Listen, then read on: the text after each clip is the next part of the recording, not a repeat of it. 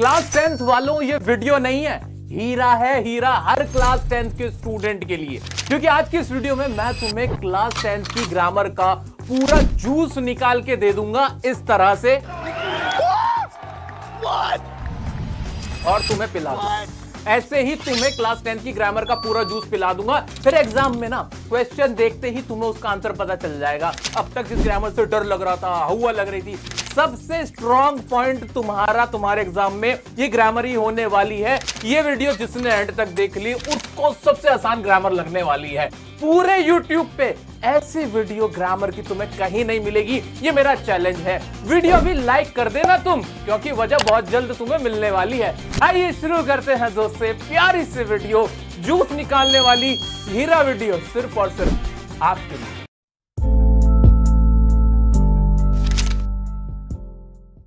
दोस्तों, आपकी class 10th का इंग्लिश ग्रामर का जो सिलेबस है वो है ये। इसमें आपको टेंसेस पढ़ने हैं, वॉइस पढ़नी है, एक्टिव पैसिव वॉइस, डिटर्मिनर्स नाम का एक टॉपिक है, मॉडल्स पढ़ने हैं, डायरेक्ट इनडायरेक्ट पढ़ना है, एरर डिटेक्शन के क्वेश्चन आएंगे, सब्जेक्ट वर्ब एग्रीमेंट ये पढ़ना है। लेकिन इसमें ना एक ट्विस्ट है, बहुत सारे स्टूडेंट ने नोटिस भी किया होगा।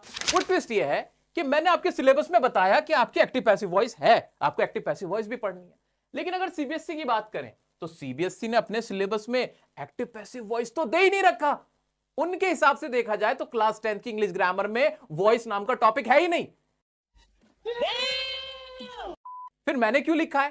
क्योंकि सीबीएसई बड़ी चालाक है भाई। जब आपका पेपर बनाया जाता है तो सैंपल पेपर में भी, आपके प्रीवियस ईयर पेपर्स में भी जो ग्रामर के क्वेश्चन में सवाल पूछे गए हैं उनमें एक्टिव पैसिव वॉइस के क्वेश्चन पूछे जाते हैं। क्योंकि एरर डिटेक्शन में ये सब कुछ डाल देते हैं। इसमें प्रेपोजिशन नहीं लिखा हुआ, प्रेपोजिशन के भी क्वेश्चन होंगे, आपके एक्टिव पैसिव वॉइस के भी क्वेश्चन होंगे, कहीं से भी उठा के डाल देते हैं। तो हमें इनके जाल में नहीं फंसना है। I have a different plan CBSE, कोई दिक्कत नहीं, तुम कितना ही फंसाने की कोशिश करो, मैं बच्चों को जूस निकाल के देने वाला हूं। इसीलिए इस वीडियो को तो हीरा कह रहा हूं। यही तो फायदा होता है 10 साल से यूट्यूब पे पढ़ाने का। एक एक बात ना पता होती है, एक्सपर्टीज हो जाती है उस टॉपिक के ऊपर। आ जाओ भाई, अब मैंने आपको एक बात तो यही क्लियर कर दी कि वॉइस भी पढ़नी होगी हमें, अगर हमें ग्रामर में पूरे नंबर लाने। अब इसमें सबसे इंपॉर्टेंट क्या है? सर इतना सारा सिलेबस कैसे कवर करूं इतने कम समय में? तुम्हें मैं बताता हूं ट्रिक और सच्चाई। सच्चाई क्या है? ये जो टॉपिक देख रहे हो ना टेंसेस का, जिसने इंग्लिश जरा भी नहीं पढ़ी हुई है ना, जिसको कुछ भी नहीं आता, ग्रामर बिल्कुल पल्ले नहीं पड़ती, पहली बार देख रहा है मेरे साथ ये वीडियो, मेरे दोस्त तुम्हें मैं सच्चाई बताऊं, ये टेंस ही है जो तुम्हें डायरेक्ट इनडायरेक्ट का जो क्वेश्चन आता है ना, जो नरेशन का क्वेश्चन होता है, वो वाला क्वेश्चन करने में भी तुम्हारी टेंस ही हेल्प करेंगे। मॉडल्स के क्वेश्चन में भी तुम्हारी टेंस ही हेल्प करेंगे। ये जो वॉइस देख रहे हो ना, एक्टिव पैसिव वॉइस, उसमें भी सारा खेल टेंस का ही है। यानी मैं कुल मिला के कह सकता हूं कि जितनी भी आपकी ग्रामर है वो टेंस के इर्द गिर्द घूम रही है। दैट मीन्स हम पक्का करेंगे हमारे टेंसेस को, और टेंसेस में से भी कहां से सवाल पूछा जाता है वो भी मैं तुम्हें बताने वाला हूं। क्या बात है सर, क्या बात है सर, कि भाई ये वाला टेंस होगा, इसमें से इस तरह का क्वेश्चन आएगा, वो मैं आपको बता दूंगा। क्लियर हो गया? इतना सबको क्लियर है? तो इतना सारा सिलेबस सिर्फ दिखावे के लिए है। सच्चाई तो यह है कि सारा सिलेबस कहां इर्द गिर्द घूम रहा है? सिर्फ टेंसेस के। अगर तुमने टेंस पक्के कर लिए तो पूरा ग्रामर का सिलेबस तुम्हारा अपने आप कवर होता चला जाएगा बहुत आसानी से। तो हम शुरू करेंगे टेंसेस। सबसे ज्यादा समय आज की इस वीडियो में टेंसेस पे लगाएंगे, और उसी से कनेक्ट करके फिर डायरेक्ट इनडायरेक्ट को देखना। तुम्हें ना क्वेश्चन भी पढ़ने की जरूरत नहीं होगी, सही आंसर तुम निकालोगे। देखना डायरेक्ट इनडायरेक्ट का मेरे साथ अभी दिखाऊंगा, प्रूव करूंगा ये सारी बातें। तुम्हें क्वेश्चन भी देखने की जरूरत नहीं होगी और एरर डिटेक्शन के क्वेश्चन सॉल्व कर पाओगे। तो मैं शुरू करने वाला हूं हमारे टेंसेस के टॉपिक को। ध्यान से बस अब मेरे साथ बंद जाओ। दोस्तों, टेंसेस शुरू करने से पहले एक छोटी सी रिक्वेस्ट, अपने इंग्लिश के एग्जाम में ना सिर्फ एक्सपर्ट की एडवाइस मानना। पेपर शुरू कहां से करना है, ग्रामर कैसे करनी है, आंसर कैसे याद करना है, अनसीन पैसेज कैसे करना है, ये सब ना तुम्हें सिर्फ मेरी बात मान के करना है। रीजन बीइंग, अभी देखा ना हमने सिलेबस में सीबीएसई के एक्टिव पैसिव वॉइस ही नहीं है। पता नहीं कितने सारे बच्चे बिना एक्टिव पैसिव वॉइस पढ़े चले जाते होंगे। वहां देखते हैं एग्जाम में क्वेश्चन आ गया, उसकी वजह से पूरा दिमाग घूम गया और सारा पेपर वहीं खराब हो गया। ना किसी ट्यूटर ने बताया, ना भाई ने बताया, ना बहन ने बताया, बस हो गई गड़बड़ वहीं पे। इसलिए इंग्लिश के लिए एटलीस्ट तुम्हें सिर्फ मेरी माननी है। क्यों? अरे मुझे 10 साल हो गए यही सब पढ़ाते पढ़ाते, अब तो क्वेश्चन भी याद हो गए। क्वेश्चन बाद में पढ़ता हूं, आंसर पहले पता होता है कि इसका आंसर क्या होगा। इसलिए सिर्फ मेरा कहा मान लेना, डायनासोर के जमाने से पढ़ा रहा हूं भाई मैं। मजा आया।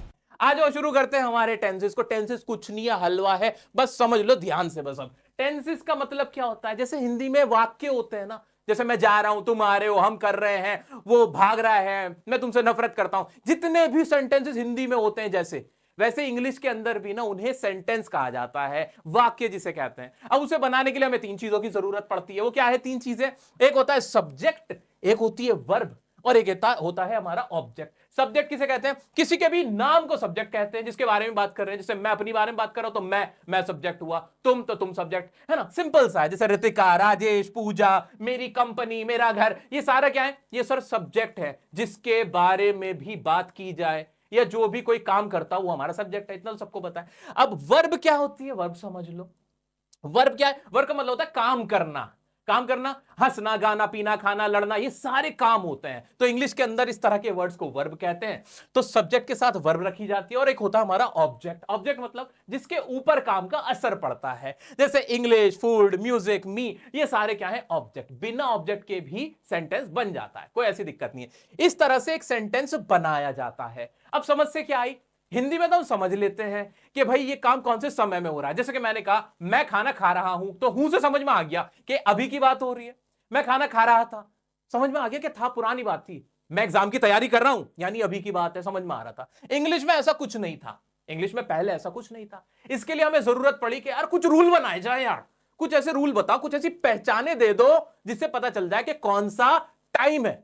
जरूरी था ना, लॉजिकल है ना, है ना? तो इसीलिए ना लॉजिकल एक हमें जरूरत पड़ी कि हम टेंस के रूल बनाए। हमने क्या किया? हमने टेंस के रूल बना दिए। हमने कहा एक काम करते हैं कि ना टाइम तीन तरह का ही तो होता है। एक होता है बीता हुआ कल, उसमें बात कर रहे होते तो उसकी कुछ पहचान बना देते हैं, जिसे हमने पास्ट कह दिया। एक होता है जो अभी चल रहा है, उसकी कुछ पहचानें बता देंगे, लगा देंगे उसके अंदर is, am, are, do, does, ऐसा कुछ लगा देंगे जिससे हमें पहचान हो जाए कि ये आज की बात हो रही है। उसको हमने प्रेजेंट कह दिया, प्रेजेंट के रूल बना दिए। एक हमने आने वाले कल के बारे में कहा कि भाई ये काम कल होगा, मैं जाऊंगा, आऊंगा, इस तरह की कुछ पहचाने बना देते हैं, उसे हमने फ्यूचर के रूल कह दिया, फ्यूचर का टेंस कह दिया। इतना ही तो था। लेकिन हमारी समस्या अब भी खत्म नहीं हुई।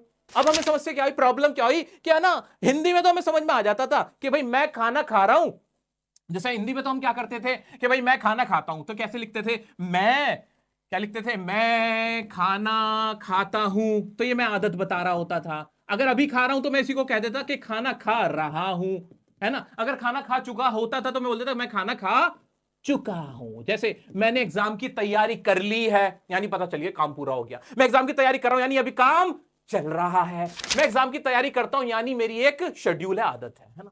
इस तरह से ना काम कितना चल रहा है, या अभी पूरा हो चुका है, या सिर्फ मैं अपनी आदत बता रहा हूं, इसकी भी समस्या आ गई। समय तो बता दिया था, तो हमने इसके टेंस के रूल्स में कुछ और पहचाने डाली। हमने कहा यार कुछ और पहचान भी तो दे दो, जिससे पता चल रहा है कि आप काम चल रहा है, काम पूरा हो चुका है, या फिर अभी सिर्फ आदत बता रहा है नॉर्मल। इसके लिए हमने इसको और बढ़ा दिया। हमने क्या करा? टेंसेस को ना इंडेफिनिट का नाम दिया, जिसमें हम आदतें बताते हैं, या हमें पता ही नहीं चलता कि काम चल रहा है या पूरा हो चुका। उसको हमने कहा कि डेफिनेट नहीं है, पता ही नहीं है क्या है। व्हाट, वो नहीं था गैंग्स ऑफ वासेपुर वाला इंडेफिनिट, है ना? वो ऐसे ही तो कुछ नाम था उसका। ऐसे ही कंटिन्यूअस हमने उसको कहा जिसमें काम चल रहा था। कंटिन्यूअस का मतलब क्या होता है? लगातार, यानी कंटिन्यूअस का मतलब ही लगातार होता है। काम चल रहा है, अभी चल रहा है, उसकी कुछ पहचानें बना दी। ऐसे परफेक्ट, परफेक्ट का मतलब एक था काम पूरा हो चुका, उसे हमने कह दिया परफेक्ट। और एक खामा खा का टेंस हमने बनाया परफेक्ट कंटिन्यूअस के नाम से। क्लियर हो गया? जिसने कभी इंग्लिश नहीं पढ़ी थी उसको भी समझ में आ गया? हाँ समझ में आ गया, समझ में आ गया। सर इतना टाइम इसमें क्यों लगा रहे हो? क्योंकि जिसको यह समझ में आ गया ना, ग्रामर के 10 नंबर तुम्हारे वहीं पक्के हो जाने हैं। ठीक है, सब कुछ इसी के इर्द गिर्द घूमेगा। आ जाओ पढ़ते हैं आगे। अब एग्जाम के पॉइंट ऑफ व्यू से जूस पियो, आओ जूस पियो, आओ मुन्ना जूस पियो। एग्जाम के पॉइंट ऑफ व्यू से जो सबसे इंपॉर्टेंट है ना तुम्हारे लिए, वो है ये प्रेजेंट का इंडेफिनिट टेंस। मोस्ट इंपॉर्टेंट, इसको घोटना है तुम्हें, इसको जूस पीना है तुम। क्यों? प्रेजेंट इंडेफिनिट के ऊपर ही तुम्हारे एरर डिटेक्शन के क्वेश्चन पूछे जाते हैं। सबसे ज्यादा ये पूछा जाता है। बाकी इतने इंपॉर्टेंट नहीं होते, बाकी आसान भी बहुत होते हैं। असली इसमें घुमाता है वो, तो तुम इंडेफिनिट को जल्दी से रगड़ लो। यहां तक सबको क्लियर हुआ? क्या मैं तुम्हारा ऐसे हाथ पकड़ के आगे ले चलूं? आओ चलो आगे चलते हैं। प्रेजेंट इंडेफिनिट में क्या होता है सर, बताना जरा। प्रेजेंट इंडेफिनिट टेंस कुछ भी नहीं है। प्रेजेंट इंडेफिनिट में सेंटेंस कैसे बनता था हमारा? सर सेंटेंस में ना 3 चीजें होती हैं, सब्जेक्ट रख दो, वर्ब रख दो, और ऑब्जेक्ट रख दो, है ना? यानी कोई भी सब्जेक्ट सेंटेंस बना दो। अब आई प्ले क्रिकेट, मैं क्रिकेट खेलता हूं, आदत बनाती ना। इंडेफिनिट में क्या पता चलता है? आदत। क्या पता चलती है? आदत पता चलती है प्रेजेंट के इंडेफिनिट में कि ये काम होता है या नहीं होता है, बस इतना पता चलता है प्रेजेंट के इंडेफिनिट में। इसकी पहचान के लिए हमने इसको डू और डज वर्ड दिए। हमने कहा कि जहां भी डू डज देखो ना, पकड़ लेना कि वो प्रेजेंट का इंडेफिनिट है। कैसे, आओ इसको और अच्छे से समझते हैं। भाई सब्जेक्ट वर्ब ऑब्जेक्ट, ये तो किसी भी सेंटेंस को बनाने का मूल तरीका था, बेस था, है ना। इसी में हमने कुछ ऐड ऑन किए, पहचानों को ऐड कर दिया। कैसे कि भाई जब भी प्रेजेंट डेफिनेट होगा ना, तो उसमें क्या करेंगे, सब्जेक्ट लगाएंगे और वर्ब के साथ ना मेन वर्ब की फर्स्ट फॉर्म लगा देंगे। क्या लगा देंगे, मेन वर्ब की फर्स्ट फॉर्म। अब ये फर्स्ट फॉर्म क्या भला है, वर्ब जो भी होती है ना, ऐसे वर्ड जिनसे काम का पता चलता है, प्ले, टीच, सी, स्पीक, ये जितने भी वर्ड है ये सारे वर्ब कहलाते हैं। तुम्हारे सामने लिस्ट आ रही होगी वर्ब की, याद कर लेना, घोट के पी लेना। अब उनकी ना हमने 3 फॉर्म बनाई। क्यों बनाई फॉर्म, पहचान बनाने के लिए भाई, काम का पता लगाने के लिए हमने 3 फॉर्म बना दी। 3 तरह की उनकी सूरतें बनाई। एक को कहा फर्स्ट फॉर्म, दूसरी को कहा सेकंड फॉर्म और तीसरी को कहा थर्ड फॉर्म। क्यों बनाई, समझ में आ रहा है ना, ताकि हमें पता चले काम कितना हो गया। जहां फर्स्ट फॉर्म लगी हुई है समझ जाओ वहां काम पूरा नहीं हुआ, इंडेफिनिट वाला। जहां थर्ड फॉर्म लगी है समझ जाओ काम पूरा हो चुका है। बस इतना तुम्हें याद रखना है, ठीक है। तो फर्स्ट फॉर्म लगेगी किसमें, प्रेजेंट इंडेफिनिट में, क्योंकि इसमें सिर्फ ये पता चलता है कि काम होता है नहीं होता है, बस इतना पता चलता है। तो हमने क्या किया, सब्जेक्ट रखा और कहा कि मेन वर्ब की फर्स्ट फॉर्म लगा देना और ऑब्जेक्ट लगा देना। लेकिन सुनो, कहानी में यहां ट्विस्ट है, यहां एग्जाम में क्वेश्चन पूछा जाएगा, यहां सीबीएसई आती है तुम्हें पकड़ने। सुनो, जूस पियो, इसका रूल होता है। रूल क्या होता है वो सुनो, रूल क्या होता है वो सुनो। कहां गया रूल, ये रहा जी, पहले से लिखा हुआ है, तुम्हारी टाइम बचा देता हूं। सब्जेक्ट के बाद मेन वर्ब की फर्स्ट फॉर्म के साथ एस या ईएस भी जुड़ता है। कब जुड़ेगा, जब मेरा जो ये सब्जेक्ट है ना, ये जो मेरा सब्जेक्ट है वो कोई थर्ड पर्सन हो। थर्ड पर्सन कौन होता है, ही, शी या फिर इट। थर्ड पर्सन कौन, कोई तीसरा। फर्स्ट पर्सन मैं, आई, और सेकंड पर्सन हमेशा यू ही होता है। तीसरा कौन, ही, शी, इट। आई और वी हमारे क्या हो गए, फर्स्ट पर्सन। तो इन तीनों को याद रखो। अभी ये मत सोचो first person second third person, सारी खत्म करो तुम सिर्फ इतना याद रख लो, ही, शी, इट हो या कोई सिंगुलर नेम हो किसी का सिंगुलर, जैसे राम, श्याम, सीता, गीता, प्रिया, कंपनी, स्कूल, एक हो, एक। अगर एक है ना तो उसके साथ ना वर्ब के साथ एस या ईएस जोड़ देना। इतना तुम्हें रूल बना के दिया गया। क्यों बना के दिया गया, ताकि सीबीएसई तुमसे सवाल पूछ सके। मजाक कर रहा हूं, ठीक है। तो ये रूल बना दिया गया, लॉजिकल भी है, कोई ज्यादा इसमें सोचने की जरूरत नहीं है, ताकि हमें पहचान हो जाए कि प्रेजेंट इंडेफिनिट टेंस है ये। जैसे अब इसको सेंटेंस कैसे बन सकते हैं, सेंटेंस बना के दिखाओ ना सर सेंटेंस बना के दिखाओ। लो दिखा देता हूं तुम्हें सेंटेंस, मैंने तुम्हारे लिए बना रखे हैं।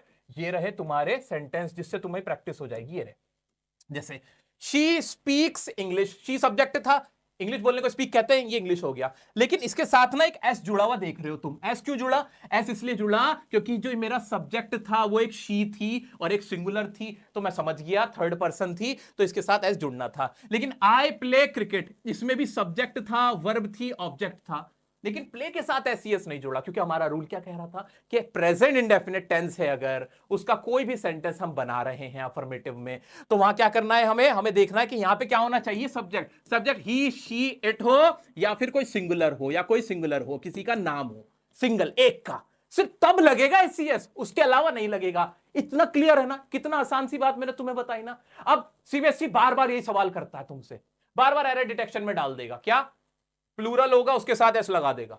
मान लो यहां पे क्या लिखा था, यू था, यू के साथ टीच लगा देगा। अब आपसे कहेगा देखो बताओ गलती कहां है, तो तुम पकड़ लेना ना कि भाई यू के साथ टीच थोड़ी होगा, एसईएस थोड़ी होगा, ये तो सिर्फ टीच होगा। ऐसे ही क्या करेगा, शी के साथ ना एस नहीं लगाएगा, वहां पे स्पीक में एस नहीं लगाएगा। इस तरह के क्वेश्चन आएंगे। लो जूस पिला दिया तुम्हें मैंने। तो याद रखो प्रेजेंट इंडेफिनिट के अफर्मेटिव पॉजिटिव सेंटेंस का ये रूल है, जिसमें से आपसे क्वेश्चन पूछा जाएगा। अच्छा दोस्तों, प्रेजेंट इंडेफिनिट में अगर सवाल पूछा जाए इंटरोगेटिव, वो कैसे बनेगा, वो बड़ा आसान है। शुरू में ही ना डू डज रख दो, क्या रख दो, डू डज रख दो, और फिर सब्जेक्ट। लेकिन मेन वर्ब की यहां पे सबके साथ ही फर्स्ट फॉर्म रहेगी, इसमें एस या ईएस वाला कोई पंगा नहीं करना है, इतना आपको याद रखना है। अब डू किसके साथ आएगा और डज किसके साथ आएगा, बिल्कुल एस या ईएस वाला ही रूल है।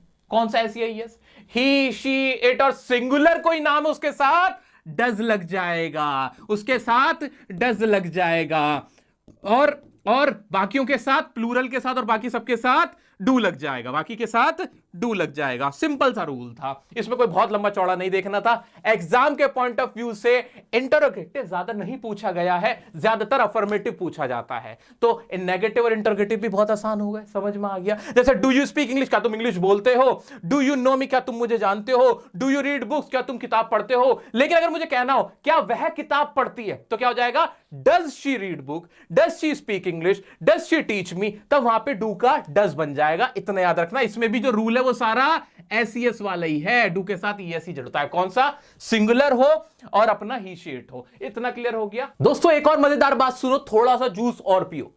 आपका जो एरर डिटेक्शन का क्वेश्चन होता है ना, उसमें क्या करते हैं, आपको क्वेश्चन ऐसा देते हैं कि इसमें 2 से 3 लाइन होती हैं। जो पहली दूसरी लाइन होती है ना, आपको बस वो इसलिए दी जाती है कि उसमें हिंट होती है। क्या होती है उसके अंदर? उसके अंदर आपको ऑलरेडी हिंट दी गई होती है। हिंट किस चीज की दी गई होती है? उससे आप टेंस का पता कर सको कि ये प्रेजेंट का टेंस है या फिर पास्ट का टेंस है।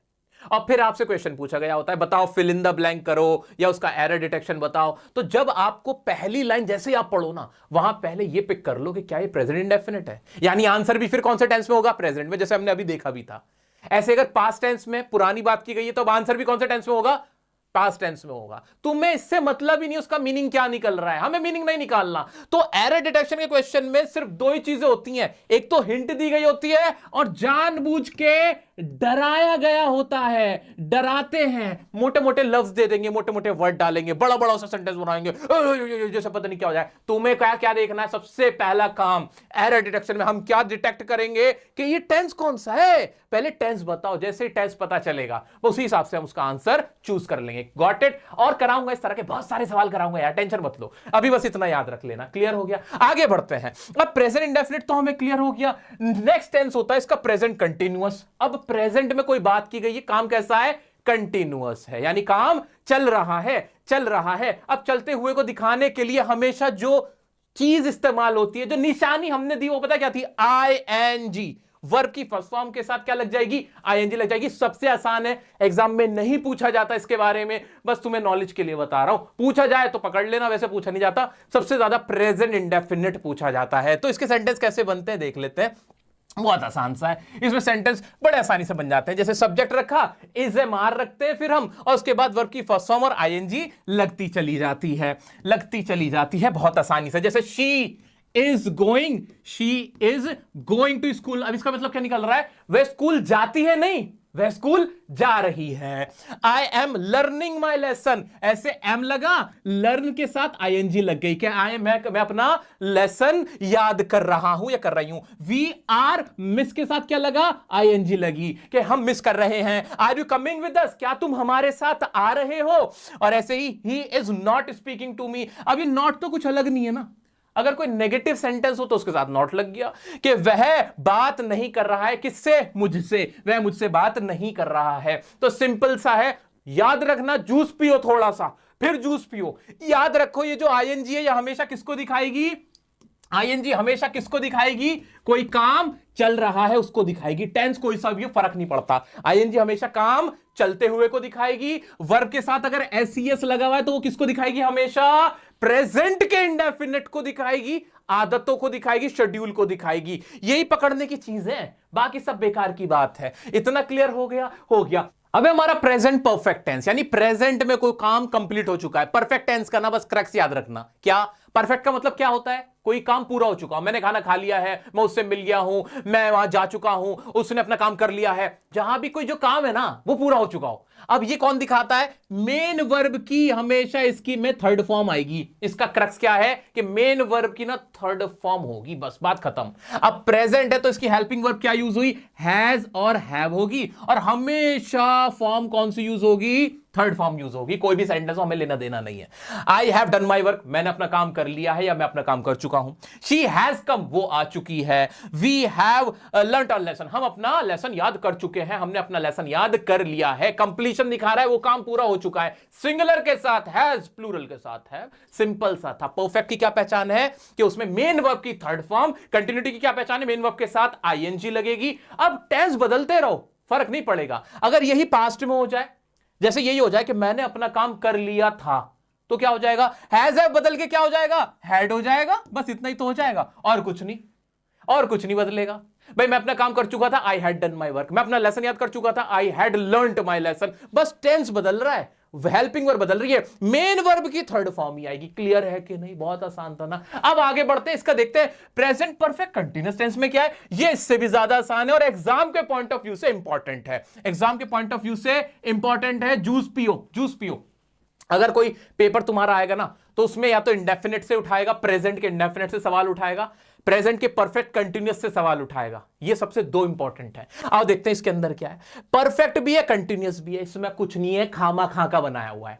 इसमें भी कंटीन्यूअस ही टेंस है, ये इसमें काम चल ही रहा होता है, लेकिन इसमें एक चीज ऐड कर दी इन्होंने, क्या? टाइमिंग दे दी। क्या दे दी? टाइमिंग दे दी। तो इसको मैं कैसे बोल सकता हूं कि इसमें कंटिन्यूटी भी होती है, इसमें कंटिन्यूटी भी होती है प्लस टाइमिंग भी होती है कि वो काम कब से चल रहा है, वो काम कब से चल रहा है। इसमें ऐसे फंसाया जाता है, इसमें ऐसे फंसाया जाता है। जैसे मैं दिल्ली में 5 साल से रह रहा हूं, तो मैं रह रहा हूं, रहने का काम कर रहा हूं, कब से? 5 साल दे दिया। अगर सिर्फ इतना होता मैं दिल्ली में रह रहा हूं तो I am living in Delhi, लेकिन अगर कहते 5 साल से रह रहा हूं, अब टेंस बदल जाएगा, अब सब कुछ बदलेगा, अब पूरा स्ट्रक्चर बदलेगा। अब क्या बनना जाएगा? इसकी हेल्पिंग वर्ब बदल दी, इसमें इज एम आर इसकी हेल्पिंग वर्ब नहीं है, इसकी पहचान इज एम आर नहीं। फिर क्या कहा कि इसकी पहचान रखो हैज बीन, या फिर प्लूरल है तो हैव बीन कर दो इसको। इसमें ये वाला जादू करा इन्होंने, ये कर दिया इन्होंने। और एक और चीज बढ़ाई इन्होंने, कहा टाइमिंग भी होगी इसके अंदर, है ना, 5 साल, तो उसके साथ 4 लगाओ या फिर सिंस लगाओ। क्या लगाओ? 4 लगाओ या फिर सिंस लगाओ। अब यहां एक नया पंगा शुरू हो जाता है, 4 किसके साथ, सिंस किसके साथ, 4 किसके साथ, सिंस किसके साथ, नया पंगा ये वाला शुरू हो जाता है। अब वो भी बता देता हूं, भाई 4 किसके साथ आएगा सर? 4 आएगा इंडेफिनिट टाइमिंग से। इंडेफिनिट टाइमिंग का मतलब क्या होता है? ऐसी टाइमिंग जिन्हें कैलेंडर्स में आप नहीं देख सकते, जिन्हें आप घड़ी में नहीं देख सकते, कैलेंडर में नहीं, जो पक्की नहीं है। 2 घंटे कौन से 2 घंटे?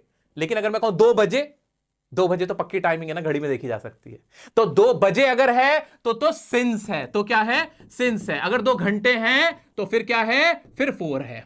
ऐसे ही बचपन क्या है? बचपन एक पक्की टाइमिंग है ना, बचपन से बताया, तो फिर बचपन के साथ भी सिंस आएगा। I have been living in Delhi since childhood. ऐसे में कहूं मैं 3 बजे से क्रिकेट खेल रहा हूं, I have been playing cricket since 3 o'clock। मैं 2 मिनट से तुम्हारा इंतजार कर रहा हूं, I have been waiting for you for 2 minutes. अब यहां 4 आएगा, तो सिंस और 4 का इसमें पंगा डाल दिया। इससे ज्यादा कुछ नहीं है। एग्जाम में क्या करेगा? एग्जाम में ऐसे क्वेश्चन पूछ लेगा कि बताओ आई हैव बीन और फिर 4 और सिंस में फंसाने की कोशिश करेगा, या फिर हैज बीन हैव बीन में फंसाने की कोशिश करेगा। तुम समझ जाना कि कोई काम चल रहा है। इसका फॉर्मूला क्या है? जूस क्या है? जूस दोबारा पियो, लो जूस पियो। कंटिन्यूटी होनी चाहिए, कोई काम चल रहा होना चाहिए, प्लस उसमें टाइमिंग है। जहां टाइमिंग सेंटेंस में देखो, एरर डिटेक्शन का क्वेश्चन है, टाइमिंग दे रखी है, बस दिमाग की बत्ती जला लो कि इज़-एम-आर से नहीं बनेगा, हैज बीन हैव बीन से बनेगा। फंसा रहा है हमें। क्लियर है? प्रैक्टिस सारी करा दूंगा, तुम थोड़ा थोड़ा जूस पीते रहो। अब आपके एग्जाम का क्वेश्चन, माय फैमिली, फिर फिलअप आ गया तुम्हारा, ब्लैंक आ गया, इन चेन्नई फॉर 5 ईयर। जैसे 5 ईयर में दिमाग में घंटी बज गई मेरे के, यार टाइमिंग डाली है, कुछ ना बदमाशी चल रही है।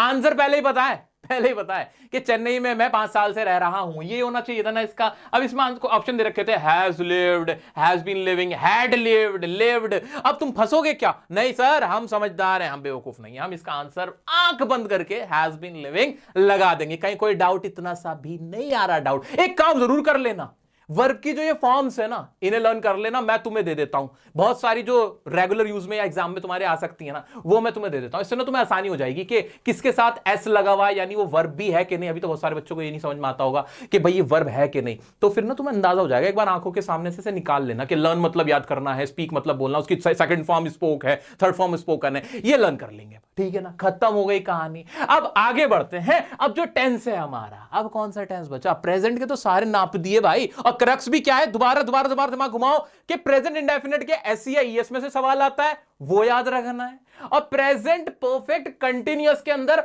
सिंस या 4 आता है, हैज बीन और हैव बीन का इस्तेमाल होता है, आईएनजी लग रही होती है मेन वर्ब के साथ, वो याद रखना है। इन दो में से ज्यादा क्वेश्चन पूछे जाते हैं। इतना क्लियर हो रहा है? कॉन्फिडेंस आ रहा है? अब बढ़ते पास्ट इंडेफिनिट, एक और इंपॉर्टेंट टेंस। अब हमने प्रेजेंट के तो सारे नाप दिए, अब पास्ट इंडेफिनिट में क्या है? पास्ट इंडेफिनिट से आसान टेंस कोई सा नहीं है। क्यों? सबसे ज्यादा यूज होता है, लेकिन सबसे आसान भी है। क्यों? मेन वर्ब की कितनी फॉर्म बताई मैंने तुम्हें? मेन वर्ब की फर्स्ट फॉर्म होती है, मेन वर्ब की सेकंड फॉर्म होती है, और मेन वर्ब की थर्ड फॉर्म होती है। जैसे कि स्पीक मतलब होता है बोलना, इसकी सेकंड फॉर्म होती है स्पोक, और थर्ड फॉर्म क्या होती है? स्पोकन। अब ये जो सेकंड फॉर्म बनी है ना आपकी, ये जो सेकंड फॉर्म बनी है, ये सेकंड फॉर्म जो बनी है ना, सेकंड फॉर्म बनी ही सिर्फ पास्ट इंडेफिनिट के अफर्मेटिव के लिए, सिर्फ पास्ट इंडेफिनिट के ऐसे सेंटेंस जो पॉजिटिव होंगे, नेगेटिव में नहीं, जिनमें आवाज नहीं आएगी, सिर्फ अफर्मेटिव पॉजिटिव सेंटेंस के लिए बनी है। जैसे मैं स्कूल नहीं गया, तो मैं स्कूल गया, इनफैक्ट अगर मैं सेंटेंस बोल रहा हूं मैं स्कूल गया, तो क्या पास्ट में था, पास्ट में गया, तो क्या सेंटेंस बनेगा, आई वेंट टू स्कूल, तो गो की सेकंड फॉर्म क्या बनी, वेंट बनी ना। तो ये जो वेंट है ना, पूरी इंग्लिश में और कहीं इस्तेमाल होगा ही नहीं। ये तो इतना आसान है याद करना कि सेकंड फॉर्म किस में बनती है, मेन वर्ब की सेकंड फॉर्म सिर्फ पास्ट इंडेफिनिट के अफर्मेटिव सेंटेंस यानी पॉजिटिव सेंटेंस में बनती है। स्ट्रक्चर क्या होगा, वही सब्जेक्ट बनेगा, सब्जेक्ट रखते हैं हम, वर्ब रखते हैं हम, और ऑब्जेक्ट रखते हैं ना, ऐसे ही करते हैं ना हम, ऐसे ही करते हैं ना। अब इस वर्ब के अंदर हमने कहा कि क्या करो, जब भी कोई पास्ट में बात हुई हो, कोई भी घटना घटी हो, मैं वहां गया, मैं उससे मिला, मैंने खाना खाया, उसने मुझे देखा, मुझे उससे नफरत हुई, मुझे उससे प्यार हुआ, मैंने पढ़ा, मैंने टॉप किया, जितने भी सेंटेंस हैं ये जो पास्ट में, जो प्रेजेंट में नहीं है, बीती हुई बात की बात हुई थी, 2 साल पहले की बात थी, 3 साल पहले की बात थी, 2 दिन की बात थी, 2 घंटे पहले की बात थी, वो सारे पास्ट हो गए, है ना, सारी घटनाएं पास्ट हो गई, पास्ट हो गई, तो उसमें सब्जेक्ट रखेंगे वर्ब की, लेकिन कौन सी फॉर्म लगाएंगे, सेकंड फॉर्म लगा देंगे और ऑब्जेक्ट कर देंगे। क्लियर हो गया। लेकिन इसमें भी ना थोड़ा सा पेच है। इसमें पेच क्या है, इसमें पेच ये है कि जब इसके नेगेटिव बनाओगे, इसके नेगेटिव बनाओगे तो वही सब्जेक्ट रखेंगे, नॉट लगाएंगे, है ना, नॉट लगाएंगे ना, नॉट लगाएंगे ना। लेकिन नॉट से पहले इसमें भी जैसे प्रेजेंट डेफिनेट में डू डज लगाते थे ना, तो डू डज की सेकंड फॉर्म होती है डिड, तो इसमें क्या लगेगा, पहले यहां पे लगेगा डिड और उसके बाद नॉट लगेगा। और अब बताओ मेन वर्ब की कौन सी फॉर्म है, P low juice, juice juice juice पियो, जूस पियो, कम ऑन जूस पियो। यहां सेकंड फॉर्म लग चुकी है, यहां सेकंड फॉर्म लग चुकी है मेरे दोस्त, यहां सेकंड फॉर्म यहां लग चुकी है, डू का डिड बना दिया हमने, डू का डिड कर दिया है हमने, है ना। अब मेरे को ईमानदारी से बताओ, क्या मेन वर्ब की दोबारा से सेकंड फॉर्म लगाऊं, नहीं ना, एक बार लग चुकी है। हमने रूल पहचान के लिए बनाए, ऐसे मस्ती मारने के लिए नहीं बनाए। तो मेन वर्ब की फिर क्या रहती है, फर्स्ट फॉर्म रहती है और फिर ऑब्जेक्ट होता है। जैसे सेंटेंस क्या बना, आई वेंट टू स्कूल, क्या सेंटेंस बना, आई वेंट टू स्कूल। इसमें हमने आई वेंट को वेंट में सेकंड फॉर्म लगा दी थी, बहुत आसान था। अगर इसी को मेरे को नेगेटिव में बनाना हो तो सेंटेंस क्या बन जाएगा, सेंटेंस फिर क्या बनेगा, सेंटेंस बनेगा आई डिड नॉट।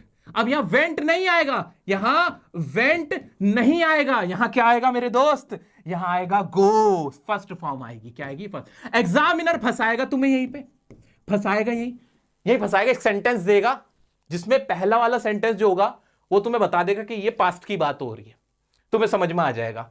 लेकिन उसके बाद ना वो डिड के बाद सेकंड फॉर्म रखेगा एरर डिटेक्शन में, तुम पकड़ लेना, कहना नहीं नहीं फर्स्ट फॉर्म आएगी, हमसे चालाकी नहीं भाई, चालाकी नहीं, डियर सर के स्टूडेंट हैं, स्मार्ट टीचर के स्मार्ट स्टूडेंट, जूस पी के आए, ठीक है। तो I did not go to school होगा, बस इसमें और कुछ है ही नहीं, इसमें और कुछ है ही नहीं पढ़ाने लायक और कुछ। बाकी इंटरोगेटिव जो है वो आसानी से बन ही जाते हैं, डिड और फिर शुरू में यू गो टू स्कूल, इस तरह से बन जाते हैं। अच्छा, पास्ट इंडेफिनिट का सर इस्तेमाल कहां है, इस्तेमाल कहां है, क्यों इतना पढ़ा रहे हो, क्यों टाइम खराब कर रहे हो, है इतना सारा क्यों पढ़ा रहे हो। दोस्तों मैं कुछ भी याद पढ़ा रहा होता हूं ना, उसका कहीं ना कहीं कनेक्शन होता है। पास्ट इंडेफिनिट सारा तुम्हारा यूज होता है डायरेक्ट से इनडायरेक्ट बनाने में।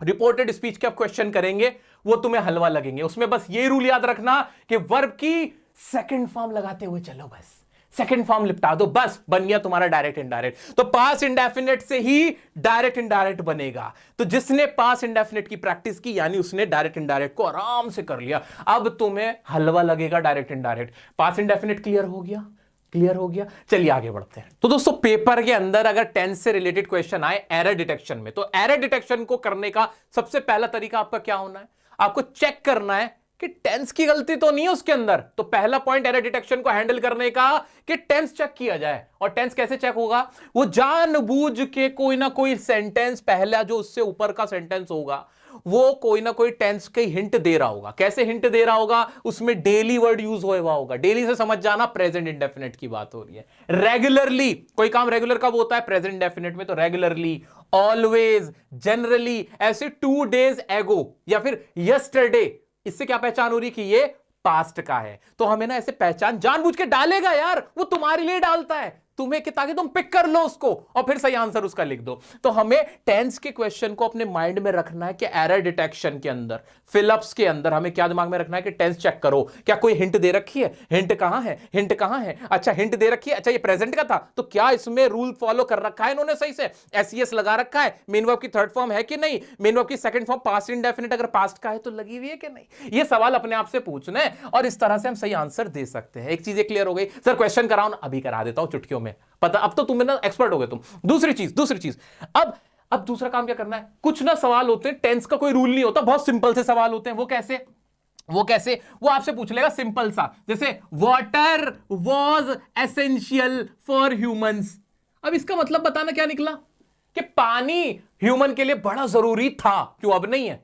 ऐसे ना बेवकूफों वाले सवाल होते हैं जिसमें इजेमार और वॉज वर्ग का सवाल पूछता है। वॉज वर्ग का इस्तेमाल था या थी थे के लिए, पुराने वक्त को दिखाने के लिए, पास्ट को दिखाने के लिए होता है, और इजेमार प्रेजेंट के लिए होता है, इतना तो आप सबको ही पता है। तो ये वाली बेवकूफी आप मत करना, सिंपल सा आंसर होता है। बहुत बच्चों वाले क्वेश्चन भी डाले जाते हैं जिसमें कहा जाता है कि पानी अच्छा था, अब नहीं है क्या, सूरज पश्चिम से निकलता था, कुछ इस तरह का सवाल डाल देगा जानबूझ के जिसमें इज पास्ट में डाल देगा, जो कि रोज काम होता है, वो तो डेली की बात है। तो उसमें वॉज वर या इजेमार कौन सा आना चाहिए कौन सा नहीं, बस उसको आप देख लेंगे तो वो बहुत आसानी से आप कर दोगे। तो इस तरह की प्रॉब्लम्स होती हैं। आओ कुछ क्वेश्चंस करा देता हूं जो पास्ट में पूछे गए, सैंपल पेपर में पूछा है। अब ना एरर डिटेक्शन देखो तुम कितनी जल्दी पकड़ोगे। दोस्तों आपके एग्जाम का क्वेश्चन है, देखते ही पकड़ लोगे कि कहां गलती है।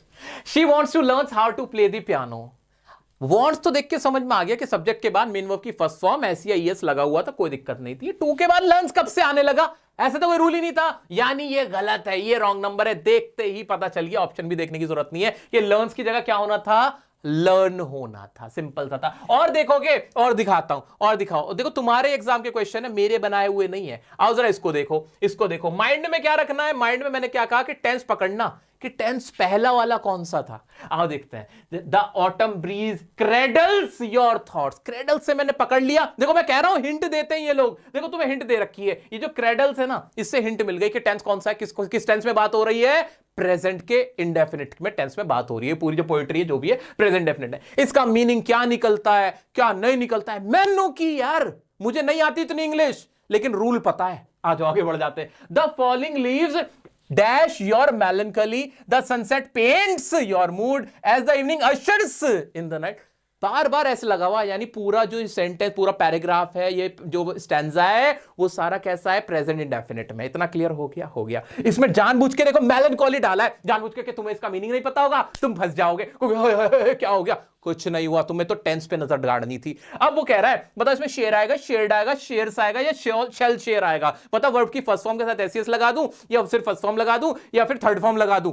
आपने टेंस कौन सा देखा इसमें, टेंस था प्रेजेंट का इंडेफिनिट था ना, है ना। तो क्या होना चाहिए, अगर सिंगुलर है तो ऐसे यस लगेगा, अगर नहीं है प्लूरल है तो सिर्फ वर्ब एज इट इज आ जाएगी। क्या यहां पे द फॉलिंग लीव्स, एक लीव्स है, नहीं पत्तियां हैं, प्रेजेंट तो है, इंडेफिनिट भी है, लेकिन प्लूरल है, तो यहां पे क्या आना चाहिए था, क्या आंख बंद करके शेर लगा दूं क्या, हाँ बिल्कुल लगा दो, और इसी बात पे ताली हो जाए, दिल से आवाज आ रही हो कि हाँ सर मजा आ रहा है। और रुको ना, मैं एक दो क्वेश्चन थोड़ी, बहुत सारे क्वेश्चन टेंस से रिलेटेड तुम यूं चुटकियों में सॉल्व कर सकते हो।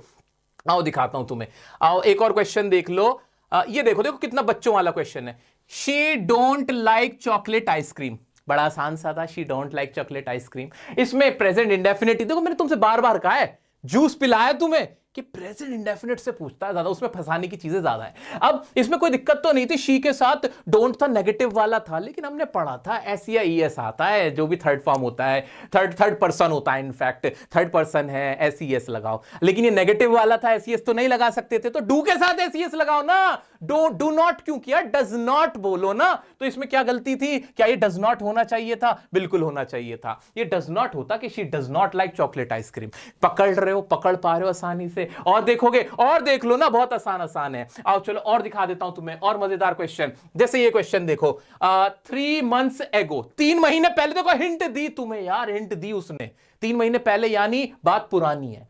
आई dash a student of this school, मैं डैश स्टूडेंट था स्कूल का। अब क्या इसमें ऑप्शन देखना जरा, was, had been, have been, could be answer. Has been, have been तो तब आता था जब टाइमिंग दी गई होती थी आगे, कि काम में इतने टाइम से कर रहा था, यहां तो कोई काम ही नहीं है, यहां तो ये टेंस वाला था ही नहीं, ये तो नॉर्मल इज़ेमार वाजवर वाला था यार। अब पास्ट में था, 3 महीने पहले की बात थी। जानबूझ के तुम्हें हिंट चिक चिक के दी उसने, तो तुम्हें क्या लगाना था, वॉज लगाना था कि नहीं। हम तो हिंट ढूंढेंगे, क्या ढूंढेंगे कि टेंस कौन सा है। एरर डिटेक्शन को क्रैक करने का हमने पहला रास्ता तो ढूंढ लिया कि पहले तो टेंस की गलती देखो, बाद में देखेंगे और कहां गलती हो रही है। तो अभी बताता हूं बाद में क्या देखेंगे, बाद में ये भी बताऊंगा और किस किस चीज की गलती तुम पकड़ोगे। अभी इतना क्लियर हो गया, टेंस से तो माइंड एकदम क्लियर है ना। अब तुम्हें ना ये सारे क्वेश्चन दे रहा हूं, बस ऐसे टिक करते चले जाओ, देखते चले जाओ, और तुम्हें ना दिल की खुशी बढ़ती चली जाएगी, कॉन्फिडेंस आता चला जाएगा। मैं बढ़ता हूं हमारे डायरेक्ट इनडायरेक्ट की तरफ। दोस्तों अब हम पढ़ने वाले हैं एक ऐसा टॉपिक जिसे मैं टॉपिक ही नहीं मानता, कॉमन सेंस से कुछ नहीं है उसके अंदर, जिसका नाम है reported speech. Direct, indirect, narration, किसी भी नाम से तुम उसको बुला सकते हो। इसके लिए जरूरी है कि आपके टेंस पक्के हो, खासतौर से पास्ट टेंस। पास्ट टेंस आपको आना बहुत जरूरी है। तो अगर टेंस में जरा भी कहीं कुछ लग रहा है ना, जरा कच्चापना सा लग रहा है, तो मैंने टेंस की एक वीडियो बना रखी है, पूरी दुनिया में सबसे ज्यादा देखे जाने वाली एजुकेशनल टीचिंग वीडियो वही है। 8-9 करोड़ लोग उसको देख चुके हैं। तो टाइम मिले, लगे कि अभी मेरे को पास्ट टेंस नहीं हुआ है पक्का, उसमें और प्रैक्टिस की जरूरत है, तो उसे देख के आ जाना, उस मास्टरपीस को जरूर देख लेना। ठीक है, मैं बढ़ता हूं हमारे उस टॉपिक को जिसको मैं कभी इज्जत ही नहीं देता, ना तुम देना इज्जत, बिल्कुल कॉमन सेंस का, बच्चों वाला, बेवकूफों वाला सवाल जिसमें से आता है, वो है रिपोर्टेड स्पीच। क्या होता है इसके अंदर, इसमें किसी ने कोई सेंटेंस किसी से कहा होता है, और वो सेंटेंस वो इंसान अब किसी और को बता रहा होता है। बस इतनी सी बात है। जैसे फॉर एग्जांपल सीबीएसई ने मुझसे कहा कि इस बार का पेपर आसान आएगा। मैं तुम्हारे पास आया, भागा भागा भागा। पता है सीबीएसई ने मुझसे क्या कहा था, इस बार का पेपर ना आसान आएगा। बस इतनी सी कहानी है, इसको ही बदलना और कुछ भी नहीं है। इसे ना सिर्फ अपने हिंदी के वर्ड्स में भी तुम अगर ट्रांसलेट कर लोगे ना, तो वैसा आंसर मिल जाएगा। और मजे की बात यह कि अब जो तुमसे सवाल पूछा जाता है ना, अब आसान पूछा जाता है, फिलिप्स की फॉर्म में पूछा जाता है। आओ चलो देखते हैं क्या है इसके अंदर। भाई जो भी तुमसे एक्स वाई से कुछ कहता है या वाई ने जेड से कुछ कहता है, उसको तो बोलते हैं रिपोर्टिंग वर्ब। क्या कहलाती है वो, रिपोर्टिंग वर्ब। और जो वो बात कहता है उसे क्या कहते हैं, रिपोर्टेड स्पीच। क्या कहती है वो, उसे reported speech. For example he said to me, तो ही सेड टू मी कहला है रिपोर्टिंग वर्ब। और जो भी उसने कहा कि आई एम वेरी हैप्पी, तो ये क्या कहलाएगी, रिपोर्टेड स्पीच। स्पीच से समझ लो ना, जो भी उसने सेंटेंस बोला उसको स्पीच कहेंगे। अब इसमें सारा खेल क्या है, कॉमन सेंस का खेल है। कॉमन सेंस का क्या खेल है वो सुनो। देखो इसमें कुछ भी नहीं होता, सवाल भी बहुत आसान आता है। इसमें बस तुम्हें ये याद रखना है कि जो बात हुई थी, जो भी सेंटेंस बोला गया था, जो भी सेंटेंस बोला गया था, वो जब बोला गया था वो क्या हो चुका है, अब पास्ट हो चुका है ना, बीता हुआ कल हो चुका है, बीता हुआ कल हो चुका है, क्योंकि वो बात पहले बोल दी गई है, अब नहीं बोली जा रही, करंट में नहीं काम हो रहा है, वो हो चुकी वो बात है ना, पुरानी बात हो चुकी। तो उसका टेंस बदल जाता है जब हम वही बात किसी और को बताते। तो इसमें सिर्फ खेल तुम्हें इतना सा याद रखना है कि आपको जो सेंटेंस है ना, उसको पास्ट में बदलना है, बस दैट्स इट। पास्ट में होगा, वर्ब फर्स्ट है, सेकंड लग जाएगी, कैन है कुड हो जाएगा, दिस है तो दैट हो जाएगा, शैल है तो शुड हो जाएगा, विल है तो वुड हो जाएगा। सारा टेंस ना पास्ट में बदल जाता है। इसकी ट्रिक सबसे बड़ा जूस पिला रहा हूं। क्या है ये sir, juice P low, juice P low, तुम जूस पियो। क्या कुछ नहीं आता ना, कोई रूल नहीं पता ना, 4 ऑप्शन आएंगे ना, उसमें ये देख लेना जिसमें पास्ट में चेंज हुआ है, जो पास्ट में बदला हुआ है, एक एक वर्ड पास्ट में बदलना चाहिए, वही मेरा करेक्ट आंसर है। सिर्फ इतनी ही बात से तुम इसका कोई भी क्वेश्चन अभी भी हल कर सकते हो। ये तो लेकिन मैं छोड़ नहीं रहा हूं, मैं तुम्हें पूरा ही करा के भेजूंगा, लेकिन जो ट्रिक बता रहा हूं ना, यही काफी है। बहुत सारे रूल अभी पढ़ने की जरूरत नहीं है तुम्हें मार्क्स चाहिए, स्मार्टली सोचो यार, नंबर चाहिए ना तुम्हें, तो नंबर बता रहा हूं मैं तुम्हें कैसे आएंगे नंबर। पास्ट में उस चीज को पास्ट में बदल दो। जो भी बात कही थी, उसने कहा था मैं जा रहा हूं, तो क्या हो जाएगा, मैं जा रहा था। उसने कहा था मैंने वो देखा है, तो अब क्या हो जाएगा, उसने कहा था कि उसने वो देखा था। ऐसे बदलता चला जाएगा। तो इसका सबसे आसान तरीका एक तो क्या करना, तुम्हारे लिए ना सब कुछ परोस के रखा हुआ है, मैंने परोस के रखा हुआ है। नाउ अगर वर्ड है अब, उसका क्या हो जाएगा, देन। हेयर यहां का क्या हो जाएगा, देयर हो जाएगा। हेयर आफ्टर का देयर आफ्टर, दिस का दैट, दीस का दोज, एगो का बिफोर, 10 का सो, टुडे का दैट डे, टुनाइट का दैट नाइट, लास्ट नाइट का द प्रीवियस नाइट, यस्टरडे का द डे बिफोर या द प्रीवियस डे। ये चेंज हो जाएगा जब हम कोई भी बात किसी और की कहीं बता रहे होते हैं। जब हम इसे रिपोर्टेड स्पीच में बदलते हैं तो वो ऐसे बदलती है। इतना क्लियर है, मोटा मोटा आइडिया हो गया, इतने से ही ना। मैं बार बार तुम्हें मैं गारंटी दे रहा हूं इस बात की, इतना जानने के बाद तुम सवाल बनाओ, मेरे कहने से बनाओ। अभी वीडियो को पॉज करो, कोई क्वेश्चन बनाओ, इसका करेक्ट आंसर मिलेगा तुम्हें। करेक्ट आंसर यही से मिले, इसलिए मैं कहता हूं ये कोई टॉपिक नहीं है, इसके कोई रूल वूल नहीं है, ये बहुत आसान है यार, खा के बना रखा है। आओ जरा कुछ सेंटेंस तुम्हें दिखाता हूं और देखो कैसे तुम चुटकियों में बताने लगोगे इसको, अगर तुमने पढ़ा भी नहीं इसके बारे में। शी सेड, उसने कहा, जो भी कहा, क्या, I work in a factory, असली काम तो इसी पे होना है कि मैं एक फैक्ट्री में काम करता हूं। मैंने क्या कहा, बस इसका टेंस बदल डालो तुम, तो टेंस क्या बदलेंगे, शी सेड दैट, और शी वर्क का वर्क की सेकंड फॉर्म क्या बन जाएगी, वर्कड हो जाएगा, इन a factory, in a factory ना, बाकी कुछ बदलने की जरूरत हमें होती नहीं। अब इसे अपने लैंग्वेज में बोल लिख के देखो, बड़ा कॉमन सेंस है। उसने कहा वो एक फैक्ट्री में काम करती है, तो मैं आगे इसको कैसे बताऊंगा, उसने कहा या उसने बताया कि वो एक फैक्ट्री में काम करती थी, या आई की जगह शी हो जाना चाहिए ना, लॉजिकल है ना, क्योंकि मैं सामने वाले को बता रहा हूं कि उसने बताया, मैं थोड़ी काम करता हूं फैक्ट्री में, लॉजिकल था ना। क्या था इसके अंदर, कुछ नहीं, टेंस का खेल था, और आई का शी क्यों बन गया तुम्हें पता ही है, क्यों बन गया, मैं अपनी बात थोड़ी कर रहा हूं, उसने बताया था भाई, वो लड़की जो थी वो शी। ऐसे देख देखो, हेमंत ने कहा I could not meet my friend, मैं अपने दोस्तों से मीट नहीं कर सका, है ना, ये तरह हेमंत ने कहा, तो हेमंत सेड, और दैट लग गया, और अब आई का ही बन गया, ही तो बनना ही था ना, कि वो हेमंत नहीं मिल सका। अब यह कैन होता तो कुड हो जाता, पहले से ही कुड था तो बदला ही नहीं कुछ, आई कुड नॉट मीट मतलब ही कुड नॉट मीट, और मेरे फ्रेंड थे, क्या माई फ्रेंड होगा, नहीं हिज फ्रेंड होगा। तुम्हारे लिए मजे की बात यह है कि एग्जाम में तुम्हें पूरा नहीं बनाना, ऑप्शन दिया गया होगा, वो चूज करना है, ठीक है, बस उसकी हिंदी थोड़ी बना के देख लेना कि क्या इसकी आवाज निकल रही है, कि वो अपने दोस्तों से नहीं मिल सका, वो उसके दोस्तों से, जो उसके दोस्त है, मेरे थोड़ी, ऐसे देख लो ना। दे सेड, उन्होंने कहा, वी आर बिजी टुडे, हम आज बिजी हैं, हम बिजी हैं, उन्होंने बोला ना वो बिजी हैं, प्रेजेंट में बोलूं, नहीं, बीते हुए कल की बात हो गई ना अब तो उन्होंने क्या कहा, आर का क्या बन गया, वर बन गया, पास्ट में धकेल दिया, ठीक है, खत्म बात। ऐसे ही उसने कहा कि वो हर दिन स्कूल नहीं जाता था, हर दिन नहीं स्कूल जाता, पहले से ही पास्ट में, तो इसको और धकेलो पास्ट में, इसको और पास्ट में कर दो, पहले से पास्ट में अगर हो, छोटी सी बस ये बात ये याद रखने की होती है, जो पहले से ही पास्ट में, सर उसका क्या करें, तो पास्ट इंडेफिनिट में, तो उसको और पास्ट में ले जाओ, पास्ट परफेक्ट में कर दो, क्या कर दो, पास्ट परफेक्ट में मतलब कि वो, उसने कहा कि वो रोजाना स्कूल नहीं जाता था, तो रोजाना नहीं स्कूल जा चुका था, ऐसे कर देंगे, हेड वाला लगा देंगे, बस इतना सा है और कुछ नहीं, सीधा सा रूल है इसका, बस एक यही वाली बात याद रखने की है कि अगर पहले से ही पास्ट इंडेफिनिट में, तो पास्ट का परफेक्ट कर दो, हेड लगा के आगे बढ़ा दो, खत्म बात, और कुछ नहीं है। और इसमें कुछ है नहीं सर, इसमें नहीं है, इतने से तुम्हारे सारे सवाल बनने लगेंगे। और सुनो मजे की बात, फंसाने वाले question, juice P low, juice सुनो, इसमें ना तुमसे इंटरोगेटिव पूछता है। इंटरोगेटिव का मतलब, इंटरोगेटिव जिसमें कोई सवाल पूछा गया था, किसी ने किसी से सवाल पूछा था और वो सवाल अब तुम आगे बता रहे हो, तो इसमें क्या करना है, ये दो तरह के होते हैं, सिंपल इंटरोगेटिव और डबल इंटरोगेटिव। मतलब एक तो सवाल ऐसा होता है जिसका जवाब हाँ या ना में होता है, क्या तुम खाना खाते हो, क्या तुम उससे मिले थे, क्या तुम वहां गए, एक ये वाला होता है। एक होता है तुम कहां गए, तुमने क्या किया, जिसका पूरा आंसर देना होता है। एक तो यस नो वाला सवाल और एक में पूरा आंसर देना होता है। तो दो तरह के इंटरोगेटिव हुए, सिंपल इंटरोगेटिव, इंक्वायर या आस्क्ड करने के लिए, पूछने के लिए, और एक होता है डबल इंटरोगेटिव। ठीक है, उसको कैसे बनाते वो सुन लो। अगर सिंपल इंटरोगेटिव वो सिर्फ यस नो पूछे कि do you like ice cream, do you go there, do you speak English, तो उसमें ना इफ आ जाता है, इफ या वेदर लगता है और फिर पास्ट में बदल जाता है normal, I liked coffee, if I liked coffee, जैसे ही सेंटेंस था। ऐसे ही अगर ऐसे था did you see my cat, क्या तुमने मेरी कैट देखी, तो इसको कैसे बनाएंगे, शी आस्क्ड। अब सेड का क्या हो जाएगा, आस्क्ड या इंक्वायर्ड क्यों कह रहे हैं, क्योंकि सवाल पूछा था भाई उसने मुझसे।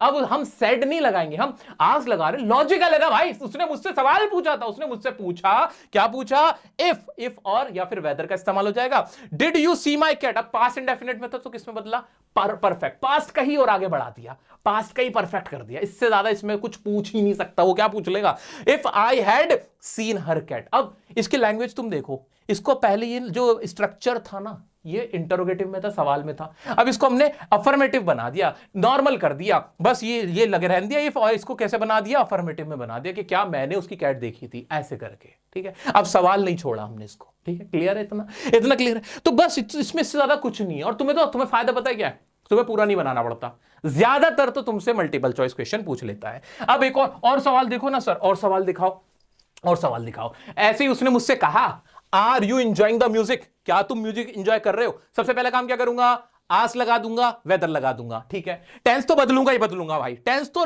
मान के चलो कि वो तो पास्ट में जाना ही जाना है। ठीक है, अब फिर मैंने क्या किया, I was enjoying the, if I was enjoying the music, इसको मैंने इस तरह से लिखा जब ये सवाल नहीं लगा, इसको अफर्मेटिव में बना दिया। उसने मुझसे कहा था क्या तुम म्यूजिक इंजॉय कर रहे हो, तो मैंने क्या पूछा कि उसने मुझसे पूछा क्या मैं म्यूजिक एंजॉय कर रहा हूं, तो इसका हमने टेंस बदल दिया और I was enjoy the music कर दिया, I was enjoying the music कर दिया। अब डबल इंट्रोगेटिव वाला देख लो, डबल इंट्रोगेटिव वाला देख लो, उसमें क्या हो जाएगा, उसमें कुछ भी नहीं होगा, उसमें ना इफ लगाना ना वेदर लगाना, जो वॉट है वो वॉट ही रहेगा, बस ये बदला जाएगा। जैसे आर यू डूइंग था, आर यू डूइंग था तो यू आर डूइंग हो जाएगा।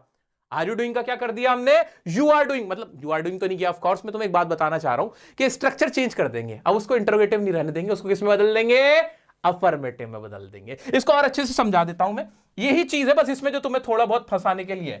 जैसे उसने कहा था कि what are you doing, sentence क्या था, what are you doing, what are you doing, उसने ये बात बोली थी, छोड़ो ना पोस्टमार्टम करते हैं ना इसका, उसने ये बात बोली थी व्हाट आर यू डूइंग, तो मैं क्या करूंगा, व्हाट तो व्हाट ही रहेगा अपनी जगह, टेंस तो बदलूंगा ही बदलूंगा, आर को तो बदल दूंगा, है ना, आर को बदलूंगा, वैसे तो यू भी बदला जाएगा। व्हाट, अब यहां ना आर नहीं आएगा या वर नहीं आएगा डायरेक्ट, अब इसको ना पहले ऐसा बनाऊंगा अफर्मेटिव की तरह, व्हाट आई वाज डूइंग।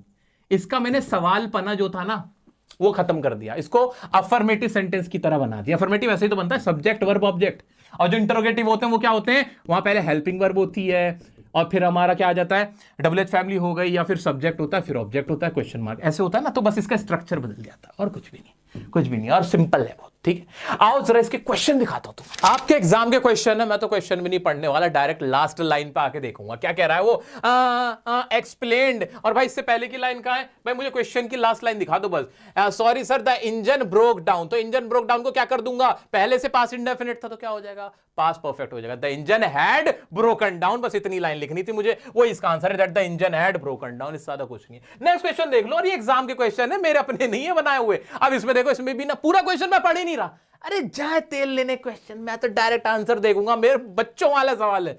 आओ देखो इसमें क्या था, इसमें उसने कहा कंप्यूटर प्रोग्राम, ही रिप्लाइड, क्या रिप्लाई किया, आई हैव, है ना, हैव को तो सबसे पहले हेड में बदल भाई, पहले पास्ट में डालो, सब कुछ पास्ट में, और आई थोड़ी ही हो जाएगा ना, he had always been interested in computers, ये इसका करेक्ट आंसर होना है। आगे बढ़ूं, आगे बढ़ूं, एक क्वेश्चन और है, एक क्वेश्चन इसी तरह का, और ये रहा क्वेश्चन नंबर 9, ये देखना इसमें क्या था, इसमें भी कुछ नहीं था, लास्ट में देखो, एडिट दैट, लास्ट वाली लाइन कहते हैं, I will invite my friends to, I नहीं, शी और आई, शैल विल का क्या हो जाएगा, वुड हो जाएगा, तो she would invite her friends to, क्या ये इसका आंसर है, यहां है कहीं आंसर, हाँ ये है ना, she would invite her friends to. कुछ भी करना पड़ा, नहीं करना पड़ा। अब इसमें एक छोटी सी चीज है जिसमें और तुम्हें फंसा सकता है, जूस पिला रहा हूं, जूस पियो थोड़ा। आपके एग्जाम का क्वेश्चन है, राशि रतुल ने कुछ कहा है, मैं नहीं पढ़ रहा, मैं तुम्हें पढ़ा ही नहीं रहा, हम तो जूस पी चुके हैं। जूस क्या कहता है कि डायरेक्ट नीचे लास्ट में आओ, राशि आस्क राहुल, यानी सवाल पूछा, क्या पूछा था, राशि ने पूछा था हैव यू इनकरेज अदर्स, पहले तो भाई हैव को हेड में बदल दे भाई हेड में बदल दो, सवाल वाला था तो इफ या वेदर लगना चाहिए था, इफ या वेदर लगा दो, और फिर हैव यू की जगह he had encouraged others to volunteer, क्या ये इसका करेक्ट आंसर है, ऐसा कुछ है क्या, whether he had encouraged others to volunteer, B option होगा, बात खत्म। ऑप्शन दे रखा था, हमें नहीं चाहिए था ऑप्शन भाई, स्मार्ट टीचर के स्मार्ट स्टूडेंट है, यूं आंसर लाते हैं। और नीचे देखते हैं इसी तरह का एक और क्वेश्चन है, बड़ा आसान सा क्वेश्चन, वो भी तुम पकड़, अब तो तुम्हें मतलब सारे आसान लगेंगे ना, अब मुश्किल ही क्या लगना है तुम्हें, जरा देखना इसको, जरा देखना क्या बच्चों वाले सवाल हो गए, क्या डायलॉग बिटवीन ऐसे लिख रहे हो उल्टी सीधी लैंग्वेज। नीचे आ जाओ, क्या था, सेइंग दैट, रिस्पॉन्स किया था, potato said that yes I am doing much better the phone, तो उसने क्या होगा, he was doing much better than before, क्या इसका आंसर होना चाहिए, बिल्कुल he was doing much better than before, ये इसका करेक्ट आंसर, कुछ भी नहीं था। समझ में आ गया क्रक्स। आगे बढ़ता हूं मैं, इससे पहले लेकिन आपको बता देता हूं कि डायरेक्ट इनडायरेक्ट में अगर फिर भी कॉन्फिडेंस कहीं भी कहीं भी कोई भी दिक्कत आ रही है, मैंने फुल फ्लेज वीडियो बना रखी है, नरेशन बाय डियर सर, ऐसे सर्च कर लेना, वीडियो मिल जाएगा, जहां भी हल्का फुल्का लगे कि हाँ यार ये और अच्छे पढ़ सकता हूं, टाइम है मेरे पास, अब बैठा हूं खाली क्योंकि सर ने जूस तो पिला ही दिया है, अब खाली क्या करूं, तो ये कर लेना, ठीक है। आगे बढ़ते हैं दोस्तों, एरर डिटेक्शन के अंदर ही आपसे क्वेश्चन पूछे जाते हैं डिटरमिनर्स के ऊपर, क्या होते हैं पहले इनको देख लो। डिटरमिनर्स में ना हमारे आर्टिकल्स कवर होते हैं, ए एंड द। डिटरमिनर्स का मतलब ये होता है जो डिटरमिन करे, किसी चीज को नापे तोले कि वो कितनी है, कितनी उसकी क्वांटिटी है, उसको मेनली तो इसका ये मतलब निकलता है। तो इसमें mainly A and the articles होते हैं। अब आर्टिकल्स ए एंड द का इस्तेमाल कहां कैसे होता है वो देख लो। ए और एन और द तीन है ना, ए और एन एक तरह से इस्तेमाल होते हैं, इनका एक ही यूज होता है, वो क्या, किसी भी एक चीज के बारे में बात करते हैं भाई, कोई भी एक चीज, कौन सी, मतलब जैसे आई एम ए स्टूडेंट, अब एक स्टूडेंट मतलब दुनिया के जितने भी करोड़ों स्टूडेंट हैं उनमें से एनी कोई भी एक स्टूडेंट मैं भी हूं, किसी खास के बारे में नहीं, किसी भी एक के बारे में। ये गिनती को दिखा रहा है ना, गिनती को नहीं दिखा रहा, ये सिर्फ एक किसी भी शख्स के बारे में या चीज के बारे में बता रहा है। वन नहीं है, वन इसका मतलब वन नहीं होता, इसका मतलब एनी होता है कि कोई भी एक, मतलब बहुत सारे बच्चों में से कोई भी एक। जैसे I am a man, I am a girl, I am a student, I am a teacher, है ना, आई एम अ यूट्यूबर, इस तरह के जो सेंटेंसेस होते हैं जिसमें कोई भी एक है तो उसके लिए हम ए का इस्तेमाल कर देते हैं। फिर एन कब आएगा, फिर एन कब आएगा, ये तो बता दो, ये तो बता दो, ये तो बताया ही नहीं। देखो इसमें ना छोटा सा प्यारा सा ट्विस्ट है। एन का इस्तेमाल कब करेंगे, जब हमारा कोई वर्ड जिसकी आवाज ए ई आई ओ यू में निकले। क्या कहा मैंने, जिसकी आवाज अ ई ओ इसमें निकले, आवाज आवाज साउंड निकलना चाहिए, तो उसके साथ हम एन लगा देंगे, वरना ए लगाएंगे। क्लियर हो गया? क्या क्या क्या क्या क्या क्या, जैसे आई एम अ स्टूडेंट है, ए तो आना ही था, लेकिन अगर स्टूडेंट्स की आवाज से पहले सा की आवाज आई थी, अगर यही आवाज आ की होती, जैसे I am an old person, old, old में ओ की आवाज आई ना, ए ई ओ की आवाज आई, तो यहां आई एम ए ओल्ड नहीं होगा, क्या होगा, आई एम एन ओल्ड हो जाएगा। बस इतना सा फर्क है और इसके अंदर कुछ नहीं। जैसे आई हैव अ बॉल, अब बॉल से पहले ये जो बॉल है, इससे पहले मेरे पास एक बॉल है, इससे पहले ये जो बा है, बा की आवाज क्या ए ई आई ओ यू में से एक है, नहीं, तो इसके साथ ए ही आएगा। अगर इसमें से ए ई आ ओ में से कोई सी आवाज आ रही होती तो इसके साथ एन आ जाता, बात खत्म थी। जैसे मैंने कहा कि आई एम, मैंने क्या कहा, मैंने कहा मेरे दोस्तों, मैंने कहा मैं एक एजुकेटर हूं, तो मैंने लिखा आई एम ए एजुकेटर, तो फिर एजुकेटर लिखते ही यहां पे गड़बड़ हो गई। क्या गड़बड़ी हो गई, क्या गड़बड़ी होगी, ध्यान से देखो, यहां जो एजुकेटर की आवाज है वो ए में है, एक वॉवल साउंड है, तो ए की जगह यहां गलत है, क्या आना चाहिए था, एन आना चाहिए था। अगर पेपर आसान बनेगा तो ऐसा वाला एरर डाल देगा, तुम चेक कर लेना कि कहीं अगर सेंटेंस में एरर डिटेक्शन में टेंस तो सही है, पहला तो मेरे दिमाग टेंस पे घूमेगा, टेंस सही है, वर्ब की फॉर्म सही लगा रखी है, सब कुछ सही है, हेल्पिंग वर्ब भी सही लगा रखी है, अगर इसमें ए एन लगा हुआ है तो क्या सही लगा हुआ है, कहीं वहीं एन तो नहीं आना था, या फिर कहीं एन लगा दिया ए तो नहीं आना था, वो देखना। जैसे he is an unique person, अब यहां पे बताओ ये एन सही है क्या, नहीं, नहीं एन सही नहीं है, आवाज से मतलब है, यू से मतलब नहीं, आवाज होनी चाहिए, इसकी आवाज या की निकल रही है, आ की नहीं निकल रही, इसलिए यहां एन की जगह ए आना था। ऐसे यूनिवर्सिटी हो सकता है, यूनिवर्सिटी के साथ क्या लगाओगे, सब लोग कमेंट में बताओ, यूनिवर्सिटी से के साथ क्या लगाओगे, कमेंट में बताओ। ऐसे ही ऑनेस्ट, ऑनेस्ट के साथ क्या लगाओगे, ए लगाओगे कि एन लगाओगे, ऑनेस्ट के साथ, इसमें भी आवाज वैसे तो एच है लेकिन एच साइलेंट है, आवाज ओ की आ रही है, वॉवेल साउंड है, तो इसके साथ भी एन आ जाएगा। तो ये तो था ए और एन का पंगा। अब दा कहां लगेगा, दा का क्या इस्तेमाल है सर, वो बता दो, वो बता दो, वो तो और आसान है। दा कहां चला गया, ये रहा हमारा दा, या चलो अलग से सिखा देता हूं। दा का इस्तेमाल कहां होगा, दा हमेशा पता है कब आएगा, किसी स्पेसिफिक, किसी खास चीज के साथ दा का इस्तेमाल होगा। खास चीज कैसे, खास चीज कौन सी हो सकती है, कोई बहुत बड़ा ब्रांड हो, कोई बहुत बड़ी जगह हो, उसके साथ दा आता है। कोई खास इंसान हो या जिसके बारे में पहले बात हुई थी ना, वो जैसे पहले मैंने कहा आई एम अ स्टूडेंट, मैं एक स्टूडेंट हूं, है ना, या मैंने बोला ही इज अ स्टूडेंट, वह एक स्टूडेंट है, ये तो ठीक था, ये तो सबको समझ में आ रहा था। अब मैंने आगे बात बढ़ाई तो मैंने क्या कहा, द स्टूडेंट इज इंटेलिजेंट। अब मैंने उसी स्टूडेंट का जब नाम लिया ना तो अब मैंने ए नहीं लगाया, मैंने दा लगाया, क्योंकि अब दा किसको दिखा रहा है, खास, किसी एक खास स्टूडेंट के बारे में बात हो रही है। मैंने कहा द एप्पल इज डिलीशियस, यानी किसी खास एप्पल की बात हुई है, पहले उसके बारे में बात हो चुकी है। एन एप्पल इज डिलीशियस, ये अलग था कि जितने भी एप्पल हैं उनमें से एक एप्पल डिलीशियस है, लेकिन जब मैंने द एप्पल कहा यानी किसी खास एप्पल की बात हुई है। द हीरो, द मैन, बार बार बोल देते ना द मैन, ऐसे जब मैंने द मैन बोला यानी कोई खास आदमी जिसके बारे में मैं पहले भी बात कर चुका हूं, वो कोई कॉमन नहीं है। कॉमन का मतलब ये नहीं है कि अब उसकी खासियत का मतलब ये नहीं कि उसके ना दो सींग निकले हुए होंगे, नहीं नहीं नहीं, जिसके बारे में पहले बात हुई हो। जैसे मैंने कहा देयर इज अ मैन, मैंने क्या कहा, there is a man, there is a man in my room, मेरे कमरे में एक आदमी है, तो यहां तो ए लगाया था, कोई भी आदमी है ना। फिर आगे मैंने कहा the man is a stranger. अब मैंने जब कहा कि वो आदमी अजनबी है, मैं उसे नहीं जानता, तब मैंने यहां दा लगाया, क्यों, इस आदमी के बारे में मैं पहले बात कर चुका था। ठीक है, इतना क्लियर हो गया, ए और दा का फर्क खत्म हो गया। अब एग्जाम में क्या होगा, जूस पियो, जूस जूस जूस मंगा लो, जूस, आ जाओ जूस पिलाता हूं, आ जाओ जूस पिला देता हूं।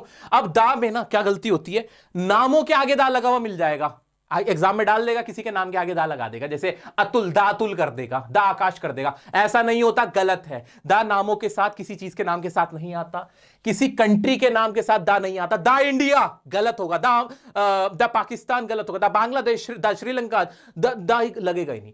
कॉन्टिनेंट के साथ दा लग जाता है, कॉन्टिनेंट जैसे, और जो ग्रुप ऑफ कंट्रीज हो उनके साथ लग जाएगा, द अंटार्कटिक, है ना, इस तरह से उनके साथ लग जाएगा।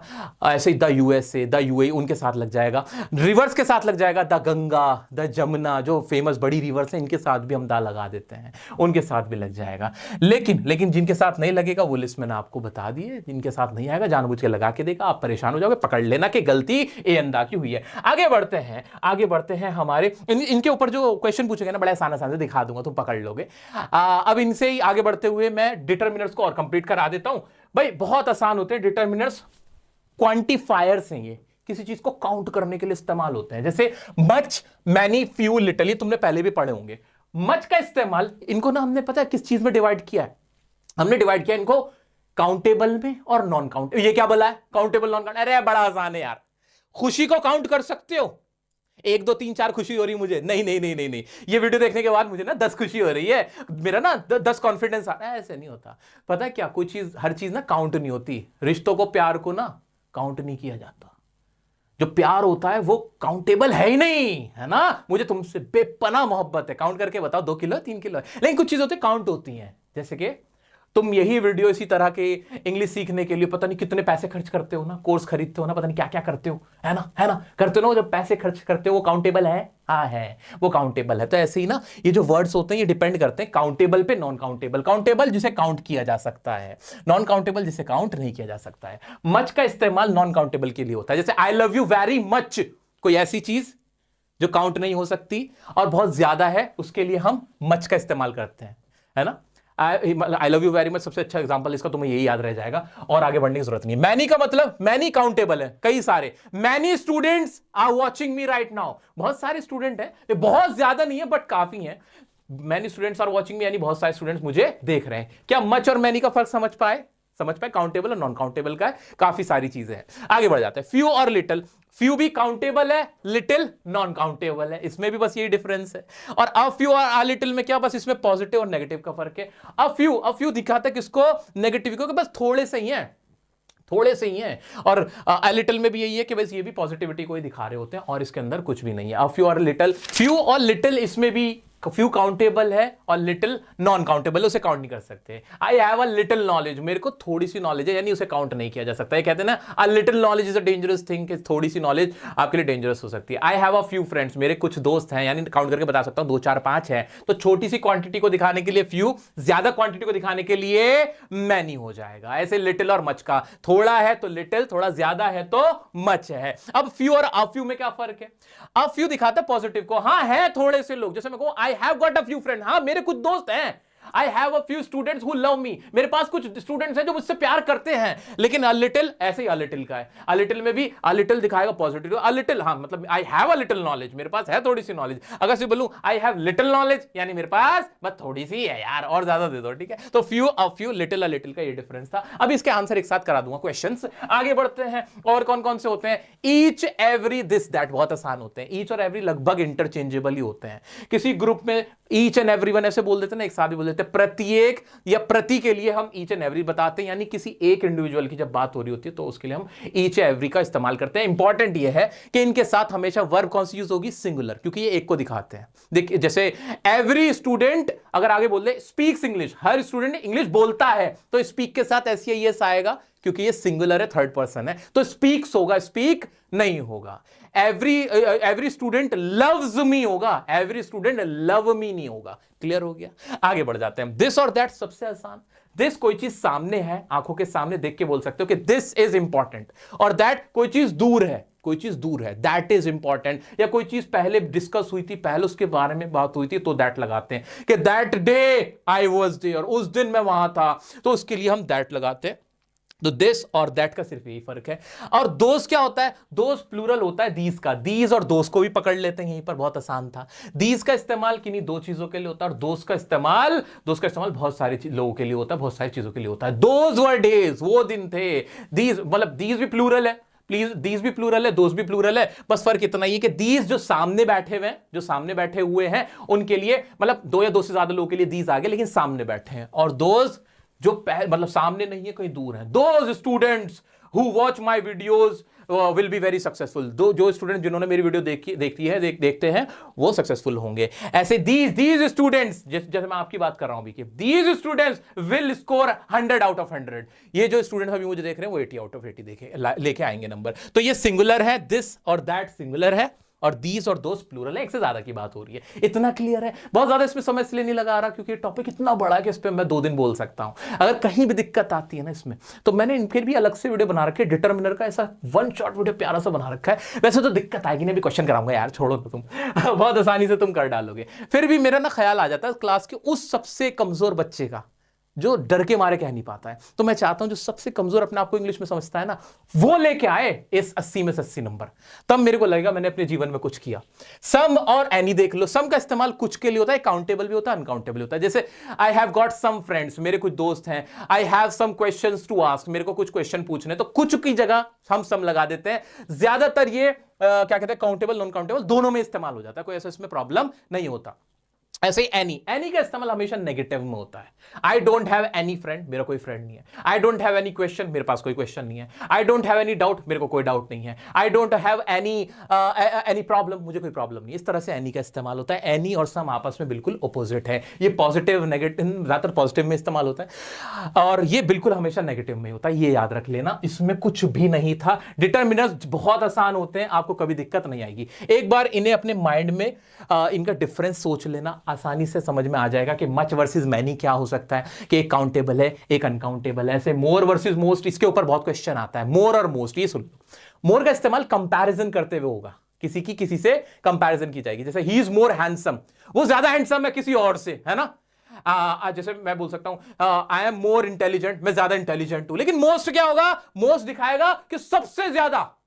तो इसके साथ क्या लगता है, हमेशा दा लगता है। He is the most intelligent student, he is the most smart, most intelligent teacher. Smart तो स्मार्टेस्ट हो जाएगा, है ना। इस तरह से मोस्ट ना कंपैरिजन के लिए नहीं, बल्कि सबसे अच्छे के लिए आता है। एग्जाम में क्वेश्चन पूछ लेगा, 2 लोगों की कंपैरिजन हो रही होगी, वहां पे मोर लगा देगा। आप कहोगे नहीं मोर नहीं, मोस्ट आएगा। ऐसे एग्जाम में कहीं कंपैरिजन करनी होगी, वहां कंपैरिजन नहीं करेगा, मोस्ट लगा देगा। तो वो आपको देखना होगा, बहुत आसान, ऐसे पकड़ लो। ऐसे आगे बढ़ जाते हैं। लेस वर्सेस द लिटिल, ये तो बहुत आसान सही था। मच वर्सेस लिटिल आपने देख लिया, मच ज्यादा के लिए, लिटिल कम के लिए, बस इतना ही फर्क था।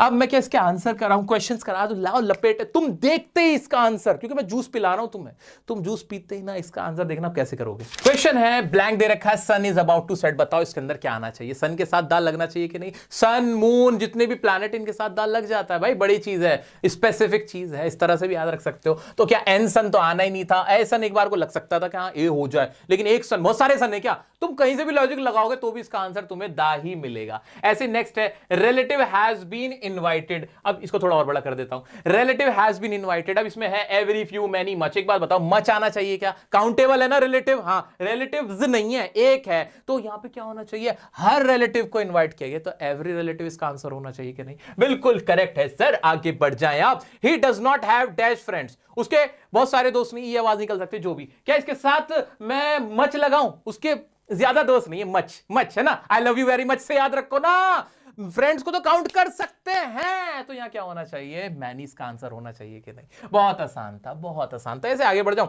Have you read about dash right to education. Right to education से पहले ए आ जाएगा, एन आएगा, दा आएगा, क्या आएगा तुम बताओ। क्या बहुत सारे राइट टू एजुकेशन है, नहीं नहीं, ये तो एक राइट था ना, जो एक कानून बना था। तो I have you read about the right to education act, ये एक एक्ट है कि स्पेसिफिक चीज है, इसके साथ हमें दा लगाना था। इस तरह से इसके क्वेश्चन हो जाएंगे। और क्वेश्चन दिखाता हूं, रुको। तो I have heard dash story before, यह स्टोरी था, एक स्टोरी के बारे में बात हुई है, तो क्या बताओ, दीज आएगा, दिस आएगा, या ए आएगा, या एन आएगा। बहुत आसान था कि I have heard this story before. अभी जिस स्टोरी की बात हो रही है उसके लिए तो आंसर होगा, हाँ इसका आंसर एक हो भी सकता था, ए भी हो सकता था, लेकिन यहां पे दिस मुझे ज्यादा सही लग रहा है कि मैं ये कहानी सुन चुका हूं, इसका ये आंसर हो जाना था। और रुको ना तुम, और देखो और देखो और देखो, ये एग्जाम के क्वेश्चन पकड़ लेते हैं, जरा देखना क्या तुम नहीं बना पाओगे। एरर डिटेक्शन वाले क्वेश्चन है, जरा पकड़ना इसको। More of the fun and excitement in our lives comes from using our imagination. पहला तो दिमाग में घंटी बजाएंगे कि बताओ ये टेंस तो ठीक है ना, हाँ तो टेंस तो ठीक है, कम से यानी आज की बात हो रही है कि हमारी जिंदगी में जो भी फन वन आता है, ऐसे बात हो रही है, कोई दिक्कत नहीं है। लेकिन यहां मोर लगा रखा था, मोर डिटर्मिनस तो हमने पढ़े थे, मोर तो कंपैरिजन करने के लिए था, मोस्ट आना चाहिए था कि नहीं, वो इसका करेक्ट आंसर है। 2 सेकंड में पकड़ोगे, 2 सेकंड में मोर। अच्छा इन्होंने चॉइस के लिए दे भी रखा था, इससे और आसानी हो जाती है। ऑप्शन पता है, ऑप्शन पहले मत पढ़ना, मैं तुम्हें रेकमेंड करूंगा एरर डिटेक्शन के क्वेश्चंस में ऑप्शन पहले मत पढ़ना, पहले उसे पढ़ के खुद देखना कि क्या गलत हो सकता है, एंड फिर ऑप्शंस की तरफ जाना। अगर ऑप्शन दे रखे हैं तो उससे फायदा पता है क्या होता है, उससे फायदा, ऑप्शन में से दे ही रखे होते हैं, उससे फायदा ये होता है कि तुम्हें ना फिर बिल्कुल कंफर्म हो जाता है, हाँ मुझे भी ये सही लग रहा था और आंसर में भी ऑप्शन दिया हुआ है। आगे बढ़ जाऊं क्या मैं, हाँ आगे और दिखाऊं ना, तुम और क्वेश्चन दिखाते हो। क्वेश्चन है blank educated mind can teach many. Exam का क्वेश्चन, आपके एग्जाम का, मेरा नहीं है ये। अब इसमें ऑप्शन दे रखे थे कि बताओ क्या होना चाहिए, द होना चाहिए, ए होना चाहिए, एन होना चाहिए, दिस होना चाहिए। अब इसका मीनिंग क्या निकल रहा है कि एजुकेटेड माइंड टीच कर सकता है बहुत सारों को, कौन सा, कोई भी एक एजुकेटेड माइंड, ये तो होगा ना, कोई खास माइंड की बात की है, नहीं नहीं, इससे पहले क्या माइंड था जो इसमें दा लग जाता। देखो मेरा भी पहला थॉट तुम्हारी तरह ही है, क्या इसमें दा भी तो आ सकता है, दा भी तो आना चाहिए ना, कि भाई दा किसी खास माइंड की बात हुई, लेकिन इससे पहले क्या किस उसके बारे में बात हुई थी, क्या वो सिर्फ एक है, नहीं नहीं नहीं, यहां हो रहा है कि कोई भी एजुकेटेड माइंड बहुत लोगों को सिखा सकता है, तो इसके साथ ए आना चाहिए ना, बिल्कुल ए आना चाहिए। नहीं, एजुकेटेड में ई की आवाज आ रही थी तो मेरे को पता है ए की जगह एन लग जाता है अगर साउंड वोवेल का हो, इसलिए बड़े तरीके से टेक्निकली कॉन्फिडेंटली हमने इसका आंसर एन लिखा। An educated mind can teach many. इस तरह से ना जब तुम्हें क्लियर कर दी, मैं तुम्हें जूस पिला रहा हूं, सारा जूस पिला रहा हूं। आगे बढ़ जाओ, अब आते हैं तुम्हारे सब्जेक्ट वर्ब एग्रीमेंट, जो तुम्हारा टॉपिक है, जो सीबीएसई ने कहा भी है कि वो पढ़ना है। अब उसमें क्या करोगे, उसमें कुछ नहीं करना, बच्चों वाली चीज लगती है मेरे को, बहुत आसान है ये रही। आओ देखते हैं, सब्जेक्ट का वर्ब के साथ एग्रीमेंट कराना। सब्जेक्ट वर्ब एग्रीमेंट होता है कि वर्ब सही लगी है कि नहीं, क्या इजेमार सही लगा है कि नहीं, सिंगुलर और प्लूरल का देखना है तुम्हें। उसके लिए तुम्हें लिस्ट दे रहा हूं, ये रही बना के दे रहा हूं। Use singular verb with these singular uncountable noun. इन सबके साथ हमेशा सिंगुलर वर्ब लगाना। जैसे फर्नीचर है, फर्नीचर आर नहीं होगा, फर्नीचर इज होगा। पोएट्री इज होगा, न्यूज का भी प्लूरल नहीं होगा, न्यूज के साथ भी इजी लगा देना। एडवाइस, हेयर, हेयर का हेयर्स का भी नहीं होता, इज लगा देना। Alphabet, information, machinery, business, knowledge, knowledge are नहीं होगा, नॉलेज इज होगा, हैज होगा, इनके साथ सिंगुलर वर्ब आएगी। इतना क्लियर हुआ कि आगे बढ़ूं। हाँ, इसके ऊपर भी क्वेश्चन पूछता है, आसान आसान पूछता है, जैसे her here is white, the information is fake, the furniture of her house is very expensive, your advice is. ये कभी भी आर नहीं आएगा इनके साथ। इतना क्लियर हुआ। ऐसे इन सबके साथ भी सिंगुलर वर्ब लगानी। कौन सी, ये हमेशा एक साथ जुड़े हुए होते हैं। कौन से, bread and butter, hammer and sickle, slow and steady, rice and curry, sun and substance, sum and substance, bag and baggage. ये वैसे मैं तुम्हें एडवांस लेवल का ही करा रहा हूं, इतना तुमसे पूछा नहीं जाएगा, फिर भी इनको देख लेना, कोई दिक्कत नहीं है। आगे बढ़ जाते हैं। अब जो सबसे कॉमन है वो सुन लो, इनके साथ हमेशा प्लूरल वर्ब होगी। सीजर्स, कैंची, कैंची हमेशा प्लूरल ही रहती है, इसके साथ आर ही आएगा, वर ही आएगा, हैव ही आएगा। Trousers, gallows, pants, archives, congratulations, binoculars, riches, remains, ये सारे हैं, एक बार पढ़ लेना, नजर मार लेना। इन्हीं में से अगर आएगा ना तो आसान से आ जाएगा, ट्राउजर्स, सीजर्स, पैंट्स, इसमें से आ जाएगा। और जो सबसे ज्यादा आएगा ना एग्जाम में, वो कहां चला गया, वो मैं तुम्हें दिखाना चाहता हूं। ये एग्जाम्पल है, देख लेना, नजर मार लेना, कोई इंपॉर्टेंट ज्यादा मुश्किल नहीं है। ये रहा सबसे important, use singular verb with the following. Logic भी है, देखो लॉजिक है, कुछ भी रटने की जरूरत नहीं। जूस पियो, जूस पियो, जहां आवाज ही एक की आ रही है तो उसके साथ तो सिंगुलर ही आएगा ना। Each student is intelligent, each student is present here. Each है ही अपने आप में एक। ऐसे आइदर, नाइदर, एवरीवन, एवरीवन, हर एक खुश है, एवरीवन इज हैप्पी होगा, एवरीवन आर हैप्पी होगा क्या, नहीं, हर एक, यानी एक की बात हो रही है ना, है ना। हिंदी भी निकाल के देख लोगे तो एक ही आवाज हो रही है। समवन हैज कम, कोई आया है, कोई यानी एक ही है ना कोई, तो उसके साथ भी हैज ही होगा। समथिंग हो गया, no one, anything, anybody, somebody, इन सबके साथ सिंगुलर वर्ब होगा, यानी इज आएगा, यानी आर आएगा, सॉरी यानी इज आएगा, हैज आएगा। ठीक है, इतना क्लियर है। आगे बढ़ते हैं। वर्ब की फर्स्ट फॉर्म लगेगी इनके साथ, usually, always, daily, often, never, क्योंकि कभी कभी ना हम डर जाते हैं। जैसे मैंने कहा, मैं हमेशा सच बोलता हूं, आई ऑलवेज स्पीक, ऐसे ही चलेगा। ठीक है, आई ऑलवेज स्पीक ट्रूथ, ये सेंटेंस बनेगा। जनरली, नॉर्मली, इनके साथ कभी कभी हम लगाते नहीं। जैसे शी ऑलवेज स्पीक्स इंग्लिश होगा, शी ऑलवेज स्पीक इंग्लिश नहीं होगा, स्पीक्स ही होगा। वहां तुम डटे रहना, कहीं ऑलवेज देख के जनरली देख के डर जाओ कि अब ऐसी आईएएस लगाऊं कि नहीं। नहीं, जो रूल मैंने तुम्हें जूस पिलाया है ना कि वर्ब की फर्स्ट फॉर्म के साथ एसईएस आएगा अगर सब्जेक्ट सिंगुलर है और थर्ड पर्सन है, तो वो लगेगा ही लगेगा, चाहे ऑलवेज लिखा हो, ऑफ्टन लिखा हो, जनरल लिखा हो, हमें उससे लेना देना नहीं है। इतना हमें क्लियर करके चलना है। अब सबसे ज्यादा जो पूछा जाता है एक वो भी है वन ऑफ के साथ, जैसे वन ऑफ माई फ्रेंड्स है तो इसमें भी वन है ना, तो यहां भी जो वर्ब आएगी वो हमेशा सिंगुलर रहेगी। ये जो वर्ब रहेगी वो हमेशा सिंगुलर रहेगी, ये आपको याद रखना है। One of my friends, one of my students, one of my students is, ऐसे रहेगा। One of my viewers is, ऐसे करके रहेगा। इतना क्लियर हो गया। इसमें प्लूरल नहीं आएगा। जैसे शी नेवर स्पीक था, शी नेवर स्पीक ट्रूथ होगा क्या? नहीं नहीं नहीं नहीं, शी नेवर स्पीक्स ही रहेगा क्योंकि वो प्रेजेंट इंडेफिनिट है। वो रूल, ये मतलब है तो कॉमन सी चीज है, फिर भी बच्चे गलती कर जाते, फंस जाते हैं इसके अंदर। सेंटेंस है ईच ऑफ द बॉयज, यानी एक, हर कोई एक, एक ईच आ रहा है ना, यानी किसी हर एक बच्चे की बात हो रही है। तो ये हो ना हो, ये सिंगुलर वर्ब आनी है ना। अब ऑप्शन दे दिया are being, have been, was were, बताओ क्या होना चाहिए? बाकी तीनों हैव भी प्लूरल के साथ होता है, आर भी प्लूरल और वर भी प्लूरल। ना होने मतलब मुझे कुछ पता भी नहीं ना, मुझे मीनिंग भी नहीं पता ना, तो जूस पी के आया हूं। ईच है तो ईच और एवरीवन के साथ हमेशा, बताओ क्या होता है? सिंगुलर होता है ना। वॉज इसका आंसर हो जाएगा, कुछ करने की जरूरत नहीं है। ऐसे नेक्स्ट सेंटेंस देखना जरा, नेक्स्ट सेंटेंस भी देखो बच्चों वाला है, एरर डिटेक्शन वाले, फिलअप्स वाले क्वेश्चंस है। Governments are starting programmes dash teach adults how to read and write. अब इसमें ऑप्शन दे दी क्या होना चाहिए कि प्रोग्राम स्टार्ट किया क्या करने के लिए? टीच करने के लिए। तो यहां पे टू टीच अपने आप ही, ये तो मतलब ये कोई रूल बार बार समझने की भी जरूरत नहीं है, तो इसमें तो टू टीच अपने आप ही हमें समझ में आ रहा है। That teaching, which taught, word teaching, ये तो कुछ बन ही नहीं रहा था। तो क्या बनना था कि गवर्नमेंट्स स्टार्ट कर रही है प्रोग्राम, गवर्नमेंट्स ने स्टार्ट किए वाले प्रोग्राम, क्योंकि गवर्नमेंट्स था, आर था, ये दोनों तो आपस अपने आप से ही थे, प्लूरल है, वो भी प्लूरल वर्ब भी आ गई। आगे क्या था? टीच, टीच के साथ टू लग के ही हमारी फर्स्ट फॉर्म आनी थी और वो हमें समझ में आगे बहुत आसान सा था। नीचे आते हैं, थोड़ा सा नीचे आते हैं, इसमें देखते हैं एरर डिटेक्शन क्या है भाई, जरा देखते हैं भाई। बहुत बड़ा सेंटेंस है, latex was a natural polymer found beneath the bark of a mature rubber tree. अब इसमें वाज इस्तेमाल हुआ है कि लेटेक्स नाम का कोई नेचुरल पॉलीमर था। बार बार कह रहा हूं टेंस पकड़ा करो। अब नहीं रहा क्या? खत्म हो गया क्या लेटेक्स नाम का जो भी पॉलीमर था? नहीं भाई, क्या यहां पे इज होना चाहिए? बिल्कुल। और फिर तुम्हें ऑप्शन भी वो दे देगा, ऑप्शन में तुम्हें इज और एमआर का, तो फिर तुम्हें कंफर्म भी हो जाएगा कि अच्छा ये इज वाला दे रहा है, अच्छा वॉज की जगह इज होगा, हाँ ये इसका करेक्ट आंसर होगा। तो एरर डिटेक्शन में क्या करना है वो सुनो। क्वेश्चन तो मैं तुम्हें दुनिया भर के करा दूं, मैं तुम्हें जूस पिला रहा हूं, सुनो। ये ना इस तरह के ही क्वेश्चन मारता है, कहीं पे ना वॉज लगा देगा और जबकि इज होना चाहिए था। किसी चीज के बारे में बात करते तो पकड़ा करो कि वॉज लगा के क्या बन रहा था। थोड़ा तुक्का ही मारोगे ना तो भी करेक्ट आंसर लिख के आ जाओगे। कहीं पे जानबूझ के आर लगा देगा और जहां पे क्या होना चाहिए था, जहां पे इज होना चाहिए था, सिंगुलर प्लूरल का डाल देगा। तो एरर डिटेक्शन माइंड में रखते हुए सबसे पहला काम हमें क्या करना है एरर डिटेक्शन में? टेंस, आधी समस्या तो टेंस से ही पूरी हो जाएगी। टेंस की गलती होगी या फिर क्या हो रहा होगा, या फिर सिंगुलर प्लूरल की गलती हो रही होगी। किसकी? सिंगुलर प्लूरल की गलती होगी। एरर डिटेक्शन हो या फिलअप्स हो, उसमें ये गलती हो रही होगी। अगर ये गलतियां भी नहीं है तो फिर क्या हो रहा होगा? डिटरमिनर्स होगा। डिटरमिनर उल्टा सीधा मच का इस्तेमाल कहीं कर रखा होगा अनकाउंटेबल के लिए। ए एंड दा में कहीं उल्टा सीधा फंसा रखा होगा। ए एंड दा क्लियर है ना, एकदम क्रिस्टल क्लियर है ना, ठीक है।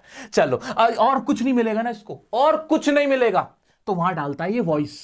अब वॉइस कैसे करें सर? वॉइस कैसे कर रहे हैं? वॉइस, और अगर पेपर हार्ड बनाएगा प्रेपोजिशन घुसाएगा, और जबकि इसने लिखा हुआ नहीं है, सीबीएसई ने सिलेबस में प्रेपोजिशन डाली नहीं है, प्रेपोजिशन घुसा देगा। अब वॉइस कैसे करोगे? सुनो, वॉइस पूरी पढ़ने की जरूरत नहीं है, पूरी नहीं, मैं तुम्हें ट्रिक बता रहा हूं। ट्रिक क्या है? टेंस पक्के हो गए ना, टेंस क्लियर हो गए। याद रखो, कोई भी पैसिव वॉइस पता कैसे होती है? पैसिव वॉइस में ये होता है कि कोई भी हेल्पिंग वर्ब इज ए मार है, वॉज वर है। कभी भी तुमने इनके साथ मेन वर्ब की थर्ड फॉर्म देखी? नहीं सर, मेन वर्ब की थर्ड फॉर्म तो हमने हमेशा किसके साथ देखी है? मेन वर्ब की थर्ड फॉर्म हमने हमेशा मेन वर्ब की थर्ड फॉर्म तो हमने हैज और हैव और हैड के साथ देखी, कभी इज़ेमार के साथ तो देखी नहीं। बस यही पहचान है पैसिव वॉइस की। क्या? अगर इज़ेमार है, वॉज वर है, मेन वर्ब की थर्ड फॉर्म में, समझ जाना पैसिव वॉइस है, और इसी में ये तुम्हें फंसाएगा। हैज हैव के साथ भी अगर मेन वर्ब की थर्ड फॉर्म होगी ना तो वो कैसे होगी? हैज बीन और हैव बीन लगा के। पैसिव वॉइस में क्या कह रहा हूं मैं, मेरी बात ध्यान से सुनो। पैसिव वॉइस पूरी पढ़ने की जरूरत नहीं है, टाइम नहीं है तुम्हारे पास, और इतनी वर्दी भी नहीं है कि तुम्हें सारी चीजें अभी पढ़ाई जाए। हैज बीन और हैव बीन कहीं देखो, क्या मैंने क्या कहा? हैज बीन और हैव बीन कहीं देखो तो समझ जाना पैसिव वॉइस की बात कर रहा होगा, मेन वर्ब की अगर थर्ड फॉर्म उसके साथ लगी हुई है तो। क्लियर है? क्या समझ पा रहे हो? एक बार दोबारा से क्या कहना चाहता हूं मैं कहना चाहता हूं कि पैसिव वॉइस के ऊपर क्वेश्चन पूछता है। क्या क्वेश्चन पूछता है? कि हैव बीन लगा देगा, कोई टाइमिंग भी नहीं होगी। हैव बीन तो सिर्फ एक ही जगह हमने पढ़ा है, जहां पे कोई समय सीमा दे रखी हो कि 2 घंटे से मैं रह रहा था, दो दिन से मैं रह रहा था, मैं 5 घंटे से वो काम कर रहा था, है ना? इस तरह के सेंटेंसेस में परफेक्ट कंटीन्यूअस में अगर हैव बीन है, टाइमिंग भी नहीं दे रखी, कोई टाइमिंग भी नहीं दे रखी। फॉर एग्जाम्पल मैंने कहा द वर्क हैज बीन, और फिर यहां ब्लैंक कर दिया मैंने, बस इतना छोड़ दिया मैंने, इतना छोड़ दिया। अब आप कहोगे यार टाइमिंग दे रखी होती तो मैं समझ जाता, अगर 4-5 इयर्स होता मैं समझ जाता, या फिर सिंस 3 PM दिया रखा होता मैं समझ जाता। अब ऐसा सीन नहीं है ना, तो समझ जाना, क्लियरली समझ जाना कि यहां पे मेन वर्ब की थर्ड फॉर्म लगाने वाले पैसिव वॉइस का खेल है। इसका मीनिंग क्या निकल रहा है क्या नहीं, अभी वो छोड़ दो, तुम्हें टेंशन लेनी है, तुम्हें नंबर चाहिए। अभी 10वीं क्लास की ग्रामर पढ़ रहे हो तुम, क्लियर हुआ कि नहीं? क्लियर हो कि नहीं? अगर फिर भी अगर टाइम है तुम्हारे पास पैसिव वॉइस, क्योंकि टेंसेस से ज्यादा बड़े हैं, ज्यादा टाइम लेते हैं, मैंने पैसिव वॉइस का फुल फ्लेज वीडियो बना रखा है, जाके देख लेना। मैं तुम्हें जूस पिला चुका हूं, पैसिव वॉइस से अगर क्वेश्चन आएगा सिर्फ यही क्वेश्चन आएगा, हैज बीन हैव बीन होगा, मेन वर्ब की थर्ड फॉर्म ऑप्शन में दे रखी होगी, या फिल इन द ब्लैंक होगा, और आपको उसकी थर्ड फॉर्म लिखनी होगी। क्लियर है कि नहीं? इतना क्लियर है कि नहीं? मॉडल्स पढ़ रहे हैं, अब हम मॉडल्स के ऊपर क्वेश्चन आते हैं। जूस पिला देता हूं बिल्कुल आसानी से, आओ देख लेते हैं। मॉडल्स में क्या होता है भाई, आपकी मोड बताते हैं, ताकत को दिखाएगा, एडवाइस को दिखाएगा, परमिशन को दिखाएगा, नेसेसिटी को दिखाएगा, मेनली ये दिखाएगा। आसान से क्वेश्चन होते हैं। पहले देखते हैं कैन दिखाता है एबिलिटी को, ताकत को दिखाने के लिए हम कैन का इस्तेमाल कर लेते हैं। वर्ब की फर्स्ट फॉर्म आती है कैसे? जैसे कि आई कैन स्पीक इंग्लिश, मैं इंग्लिश बोल सकता हूं, आई कैन हेल्प यू, तुम्हारी हेल्प कर सकता हूं, India can win the world cup. हर चीज में इसमें ताकत दिखाई जा रही है ना एग्जांपल्स में। कैन यू रीड दिस, क्या तुम ये पढ़ सकते हो, है तुम्हारे अंदर इतनी काबिलियत, ये इस तरह से। तो कहीं ऐसी कोई सिचुएशन दी गई हो जहां पे ताकत दिखाएंगे तो कैन आ जाएगा। क्या आ जाएगा? कैन आ जाएगा। बड़ा आसान है, एक बार देखो तो सही। ऐसी परमिशन लेने और देने के लिए भी अपने दोस्तों से, अपने हम उम्र लोगों से, जैसे can I ask you a question, can I से something, can you come here, क्या तुम यहां आ सकते हो, can you teach me, can you speak English, इस तरह से। खैर परमिशन के लिए तो ये वाला हो जाएगा can I do something for you. ऐसे परमिशन ना देने के लिए, परमिशन रोकने के लिए भी, you can not do this, आप ऐसा नहीं कर सकते, you can not go there, आप वहां नहीं जा सकते। तो कैन का इस्तेमाल मेनली ताकत दिखाने के लिए, परमिशन लेने या देने के लिए। इतना याद रख लिया, एग्जांपल देख लिए, आगे बढ़ते हैं। मे का इस्तेमाल पॉसिबिलिटी, संभावना, और परमिशन लेने या देने के लिए ये भी होता है। जहां बहुत अदब से फॉर्मल मैनर में पेश आ रहे होते हैं वहां मे आता है। मे आई नो योर नेम, क्या मैं आपका नाम जान सकता हूं, क्योंकि मैं स्ट्रेंजर हूं, पहली बार पूछ रहा हूं। मे आई कम इन सर, ऐसे पूछते हैं ना वो। ऐसे ही पॉसिबिलिटी को दिखाने के लिए इट मे रेन टुडे, आज वर्षा हो सकती है। राजू में भी अपसेट, राजू अपसेट हो सकता है तुमसे। ही मे बी देयर, वो वहां हो सकता है। इस तरह से मे का इस्तेमाल हो गया। विशेष के लिए भी हो जाता है मे गॉड ब्लेस यू, ये लेकिन तुम्हारे एग्जाम के लिए इंपॉर्टेंट नहीं है। आगे बढ़ते हैं। कुड, ये सबसे इंपॉर्टेंट है एग्जाम के पॉइंट ऑफ व्यू से। कुड क्या है? Past tense of can. जो काम तुम पास्ट में नहीं कर सके और अब कर रहे हो, तो आवाज इसकी सका निकलती है। मैं उससे मिल नहीं सका, I could not meet him. मैं वहां नहीं जा सका, I could not go there. तो वहां कुड का इस्तेमाल होता है। मेन वर्ब की इन सब में फर्स्ट फॉर्म आ रही है, ध्यान से देखते रहो। आई कुड स्पीक चाइनीज, मैं चाइनीज बोल सकता था पहले, या मैं चाइनीज बोल सका। ठीक है। Thankfully I could reach on time, शुक्र है मैं टाइम पे घर पहुंच सका। पॉसिबिलिटी के लिए भी कैन का इस्तेमाल हो जाता, कुड का इस्तेमाल हो जाता है। कैसे? They could be at home, हो सकता है वो घर हो सकते हैं वो। ऐसे ही कुड कम बाय बस, वो बाय बस आ सकता है। ऐसे पोलाइट रिक्वेस्ट करने के लिए भी कुड का इस्तेमाल होता है एग्जाम में, लेकिन तुम्हारे कम पूछा जाता है। Could I use your pen, क्या मैं आपका पेन यूज करता हूं। Could you give me some water please, क्या तुम मुझे थोड़ा पानी दे सकते हो। इनके इसमें ना बहुत ज्यादा कॉन्सेप्ट कुछ है नहीं, बहुत आसान है। आ जाते हैं माइट को देख लेते हैं। ये माइट मे का पास्ट टेंस है। पॉसिबिलिटी को दिखाने के लिए होता है ये भी। योर बैग, अब ना आप कहोगे सर इतने सारे पॉसिबिलिटी वाले, रुको मैंने टेबल बना रखी है तुम्हारे लिए। Your bag might be in the room, तुम्हारा बैग रूम में हो सकता है। ऐसे सजेशन के लिए माइट का इस्तेमाल हो सकता है। तुम्हारे सैंपल पेपर में पूछा गया था एक क्वेश्चन सजेशन देने के लिए। You might visit the garden, तुम गार्डन में भी विजिट कर सकते हो। तो सजेशन के लिए भी, मशवरा देने के लिए भी माइट का इस्तेमाल हो सकता है। You might try this sweet, तुम ये स्वीट ट्राई कर सकते हो। उसमें कुड नहीं आ सकता, मे नहीं आ सकता, सिर्फ क्या आएगा? माइट आएगा, जब सजेशन, मशवरा दे रहे हो। ऐसे ही रिक्वेस्ट के लिए might I borrow your pen, ये इंपॉर्टेंट नहीं है। आगे बढ़ते हैं। अब परसेंटेज देख लो, पॉसिबिलिटी के लिए तीनों का इस्तेमाल होता है ना, तो सबसे ज्यादा पॉसिबिलिटी तो कुड में होती है, उसके बाद मे में, और सबसे कम माइट में होती है, इनफॉर्मल मैनर में होती है। इस तरह से इसका आप टेबल देख सकते हो, हायरार्की देख सकते हो। अब शुड को देखते हैं। एडवाइस देने के लिए, किसी को मशवरा देने के लिए, सलाह देने के लिए, इनफैक्ट मशवरा नहीं सलाह देने के लिए।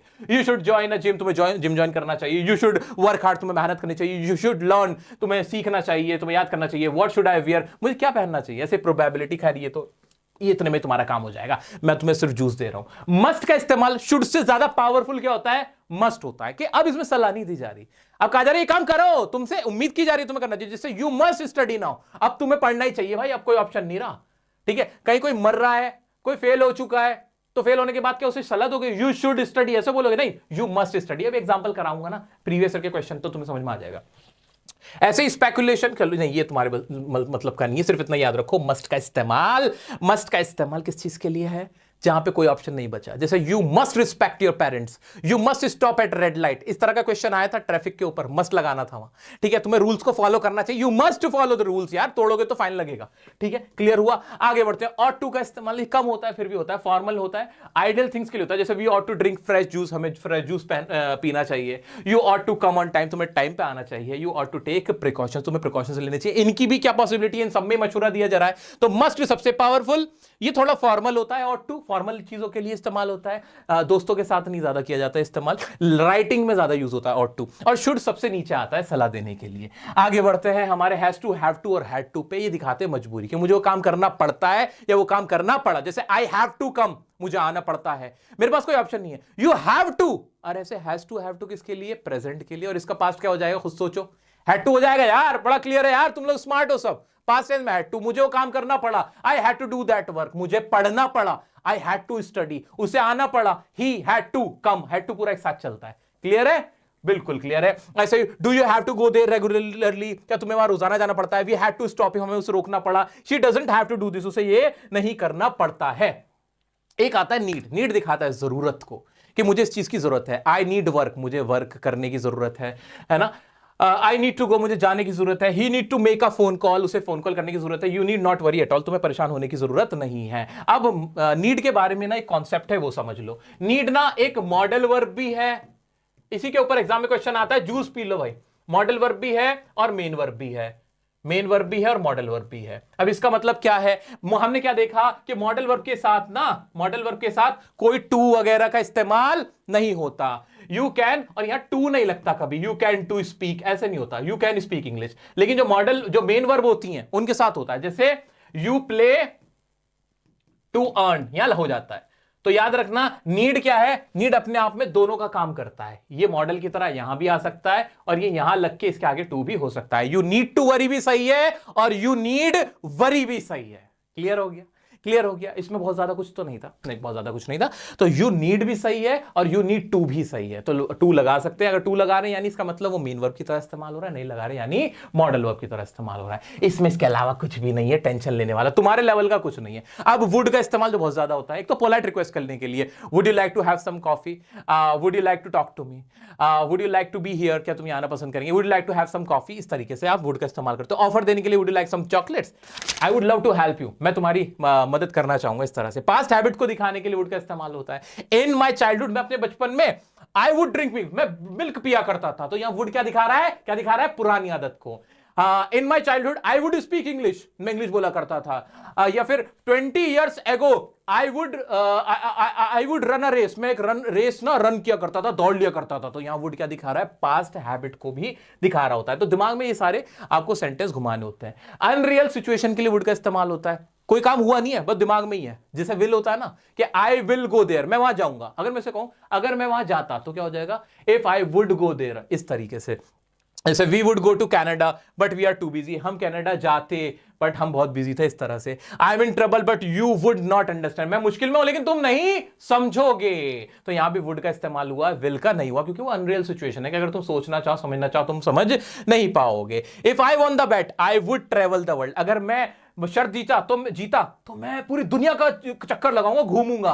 तो ये सारी बातें हवाई पुलाव हैं, ख्याली पुलाव हैं, बहुत आसान है, इसमें कुछ मुश्किल नहीं होगी। अभी मॉडल्स के हम एग्जांपल देखेंगे तो आप बहुत इजीली कर लोगे। आओ चलो एग्जांपल दिखाता हूं। मॉडल्स के क्वेश्चन देखते हैं। वेयर वर यू, आप कहां थे, you dash be in the class at the right time, आपको क्लास में होना चाहिए था, यही तो आवाज निकल रही है ना, यही तो निकल रही है ना। तो मॉडल्स में क्लैरिटी रखो कि शुड का इस्तेमाल सलाह देने के लिए, मस्ट का इस्तेमाल कोई ऑप्शन ही नहीं है, हैज टू हैव टू का इस्तेमाल जहां पे कोई काम करना पड़ रहा है। कैन का इस्तेमाल ताकत के लिए, कुड पास्ट में कोई ताकत थी उसके बारे में बताने के लिए, है ना, ऐसे तो हो रहा है। वुड का इस्तेमाल कहीं कुछ ऑफर करने के लिए। ये चीज माइंड में रखते हुए चलोगे, कभी कंफ्यूज नहीं होगे। आओ देखते हैं भाई, यू क्या होना चाहिए, शैल होना चाहिए, शुड होना चाहिए, विल होना चाहिए, वुड होना चाहिए। शैल और विल तो नॉर्मल गागी की आवाज ही देते हैं, है ना, यू विल गो, तुम आप जाओगे, है ना, आई और वी के साथ शैल, बाकी के साथ विल आ जाता है। तो विल और शैल तो आने ही नहीं चाहिए। शुड और वुड में से क्या आएगा, वुड आ जाएगा सर, वुड आ जाए, सही तो निकल रही है इसकी हिंदी। अरे क्यों, वुड का कहीं इस्तेमाल सलाह के लिए कभी होता है नहीं, तो क्या होना चाहिए, शुड होना चाहिए। बहुत सिंपल था कि आपको क्लास में इस वक्त होना चाहिए। यहां क्या कर रहे हो आवारागर्दी, ऐसे ये वाला देखना, dash you help me cross the road young man, क्या आप मेरी मदद करोगे रोड क्रॉस करने के लिए। यही तो आवाज आ रही है, हिंदी में आवाज निकाल के देख लो यार, तुम्हें आंसर मिल जाएगा। तो मे यू हेल्प मी होगा, मे यू हेल्प मी, क्या उसकी परमिशन मांगी जा रही है, नहीं नहीं नहीं नहीं नहीं नहीं। ऐसे ही क्या माइट का इस्तेमाल आएगा, सजेशन दिया जा रहा है उसको, नहीं। क्या पॉसिबिलिटी है, नहीं। ऐसे दिमाग में घुमाओगे आंसर मिल जाएगा। विल यू हेल्प मी, शैल क्यों नहीं आया, क्योंकि आई और वी के साथ शैल आता है, बाकी सबके साथ विल आता है, ठीक है। ऐसे ही I don't see why you dash borrow his cycle, you have one of your own, आपके पास अपनी एक साइकिल है, आपको क्यों बोरो करने की जरूरत है, या आपको जरूरत करनी, आपको क्यों बोरो करनी चाहिए। या तो नीड होता तो नीड आंसर होना चाहिए था, वरना क्या है, शुड हो जाएगा कि तुम्हें क्यों बोरो करनी चाहिए, मुझे समझ नहीं आ रहा, यहां पे शुड आना चाहिए। कुड और मे माइट का कुछ बनता है नहीं। अब एक और देखो, if he came late he dash, late he dash be punish, अगर वो लेट आता है, अब ये क्या अनरियल सिचुएशन है, आया नहीं है, हवा खाली पुलाव है, खाली पुलाव के लिए अनरियल सिचुएशन के लिए क्या कुछ था, हाँ पढ़ा था सर, वुड पढ़ा था, तो क्या हो जाएगा, ही वुड बी पनिश्ड, तो यहां पे वुड आंसर हो जाएगा। अगर वुड ना होता तो विल से भी हमारा काम चल सकता था, लेकिन वुड हमारा ऑप्शन में दे रखा था, तो हमने आंख बंद करके आराम से वुड लगा दिया। आगे बढ़ जाए, देखो कितने आसानी से सारे एग्जाम के क्वेश्चन है, मेरे अपने बनाए हुए नहीं है। और क्वेश्चन देखते हैं, ये देखो, she may play the piano when she was only 11, अब मे की जगह क्या रखा जा सकता है, वो जब 11 की तो पियानो बजा सकती थी, उसकी पास्ट में ताकत थी उसके पास, अब नहीं बजा सकती, तो यहां पे क्या आना चाहिए, क्या शुड मस्ट और टू कुड में से क्या आएगा, वो बजा सकती थी, कुड आना चाहिए, क्या आवाज आ रही है कि नहीं, हाँ। अब वो ताकत पास्ट की बता रही है कि मैं इंग्लिश बोल सकता था, ये कर सकता था, वो आ जाएगा। अगर हाँ पास्ट हैबिट दिखा रहे होते तो वुड आ जाता, या फिर वुड ऑप्शन में ही नहीं है, या फिर यूज्ड टू आ जाता, वो लगा देते। इस तरह से बाकी बचे हुए ना तुम आराम से कर सकते हो। अब प्रैक्टिस करो, बस प्रैक्टिस करो, दिमाग में बस मॉडल्स को सोचते हुए क्या घुमाना है, मॉडल्स को सोचते हुए क्या घुमाना है कि वाकई में क्या इस्तेमाल थे, जो दो तीन तीन चार सर ने बताए थे, वो ही माइंड में रखते हुए जाओ, देखो धुआं उड़ा दोगे। अब प्रेपोजिशन का सुनो, प्रेपोजिशन भी तुम्हें डाल देगा, प्रेपोजिशन के भी क्वेश्चन डालता है, पेपर जब टफ बनाएगा 2-3 क्वेश्चन ऐसे घुसाएगा, प्रेपोजिशन में घुमा देगा, प्रेपोजिशन में घुमा देगा। उसके लिए तुम्हें टू का इस्तेमाल पता होना चाहिए, इन का पता होना चाहिए, एट का पता होना चाहिए, ऑन का पता होना चाहिए, इतने कम से कम करके रख लेना, इतने कम से कम करके रख लेना। एक बिटवीन पता होना चाहिए, बिटवीन का ना तुम्हें अंदाजा होना चाहिए बिटवीन कहां इस्तेमाल होता है, ज्यादा नहीं, बहुत ज्यादा इनकी डेप्थ नहीं पता होना चाहिए, नॉर्मल भी पता है तो कर दोगे। टू का इस्तेमाल कहां होता है, टू का इस्तेमाल कहां होता है, टू का इस्तेमाल डायरेक्शन दिखाने के लिए होता है कि मैं कहां जा रहा हूं, I am going to Delhi, मैं दिल्ली की तरफ जा रहा हूं, है ना, है ना। I am talking to you, मैं तुम्हें कह रहा हूं। और दूसरा टू का इस्तेमाल कहां होता है, टू का इस्तेमाल मेन वर्ब की फर्स्ट फॉर्म के साथ होता है।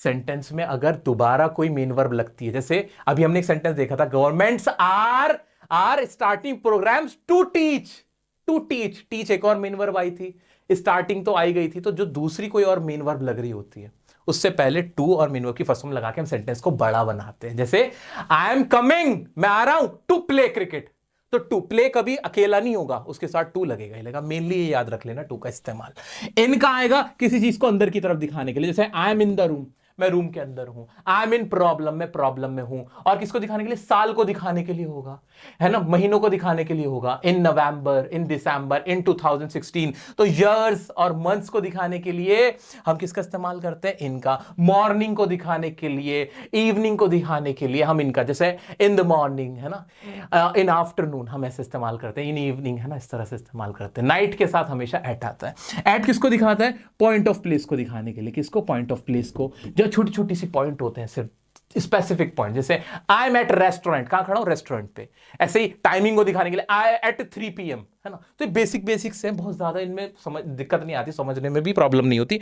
ऑन किसी सरफेस को दिखाने के लिए कि वो कहां पे खड़ा है, he is standing on the table, books are on the table, book कहां पे, टेबल पे है। तो ये छोटे छोटे से इनके इस्तेमाल है, इनको कर लोगे काफी तुम्हें हेल्प मिल जाएगी। बिटवीन वर्सेस एमंग, किसी चीज के बीच में दिखाने के लिए बिटवीन, और एमंग होता है बहुत सारे लोगों को दिखाने के लिए कि बहुत सारी चीज लोग एक दूसरे के बीच में, तो एमंग इसका प्लूरल ही है। और दो लोगों के बीच में तो बिटवीन, दो से ज्यादा है तो एमंग है। अब प्रेपोजिशन का पता है मैं क्या चाहता हूं, प्रेपोजिशन कम पूछी जाती है 10th लेवल पे, क्योंकि तुम ना थोड़ा अभी छोटे हो बच्चे, है ना, तुम अभी बड़े नहीं हुए, इसलिए तुमसे पूछता कम है बट पूछ लेता है।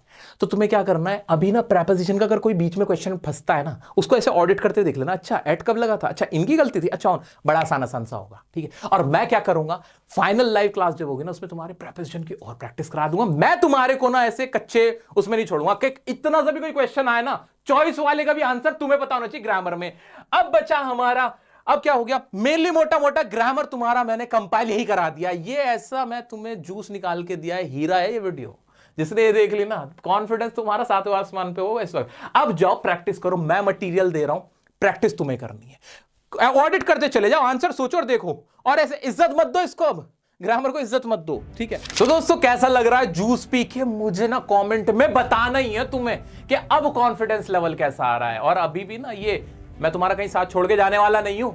15 फरवरी तक तुम्हारे ही साथ बना हुआ हूं, लाइव सेशन चल रहे हैं, 5 टाइम्स रिवीजन प्लान बनाया हुआ है, 5 बार रिवीजन कराऊंगा तुम्हारी इंग्लिश की, और ग्रामर की भी रिपीट कराऊंगा, डिफरेंट क्वेश्चन इतना भर दूंगा ना तुम्हें इंग्लिश से। बस अपने 2-2.5 घंटे मुझे दे दिया करो डेली, और कुछ नहीं, डेली भी नहीं यार, अब तो लाइव में तुम्हारा मेनली ट्यूसडे में आता हूं। जो मैं अपडेट दूं आंख बंद करके फॉलो कर लो, लगा लो तुम, अब जो भी कोई प्रीवियस ईयर क्वेश्चन पेपर लगा लो, सीबीएसई का सैंपल पेपर देखो, तुम्हें सब कुछ इजी लगने लगेगा। तो लिटरेचर के अगर तुमने वन शॉट्स नहीं देखे हैं तो जरूर देखना। दोस्त कोई डाउट आता है इंस्टाग्राम पे डियर सर काशिफ की मेरी आईडी है, अपना वहां जाके क्वेश्चन पूछ सकते हो, मैं तुम्हारे लिए ही हूं। इस वक्त ना रात के, अगर तुम्हें यकीन ना आ रहा हो ना, मैं टाइम दिखा सकता हूं, रात का 1:30 बज रहा है, ये देखो जूम करके एडिटर साहब दिखा देना, 1:30 बज रहा है और मैं यहां खड़ा हुआ हूं तुम लोगों के लिए।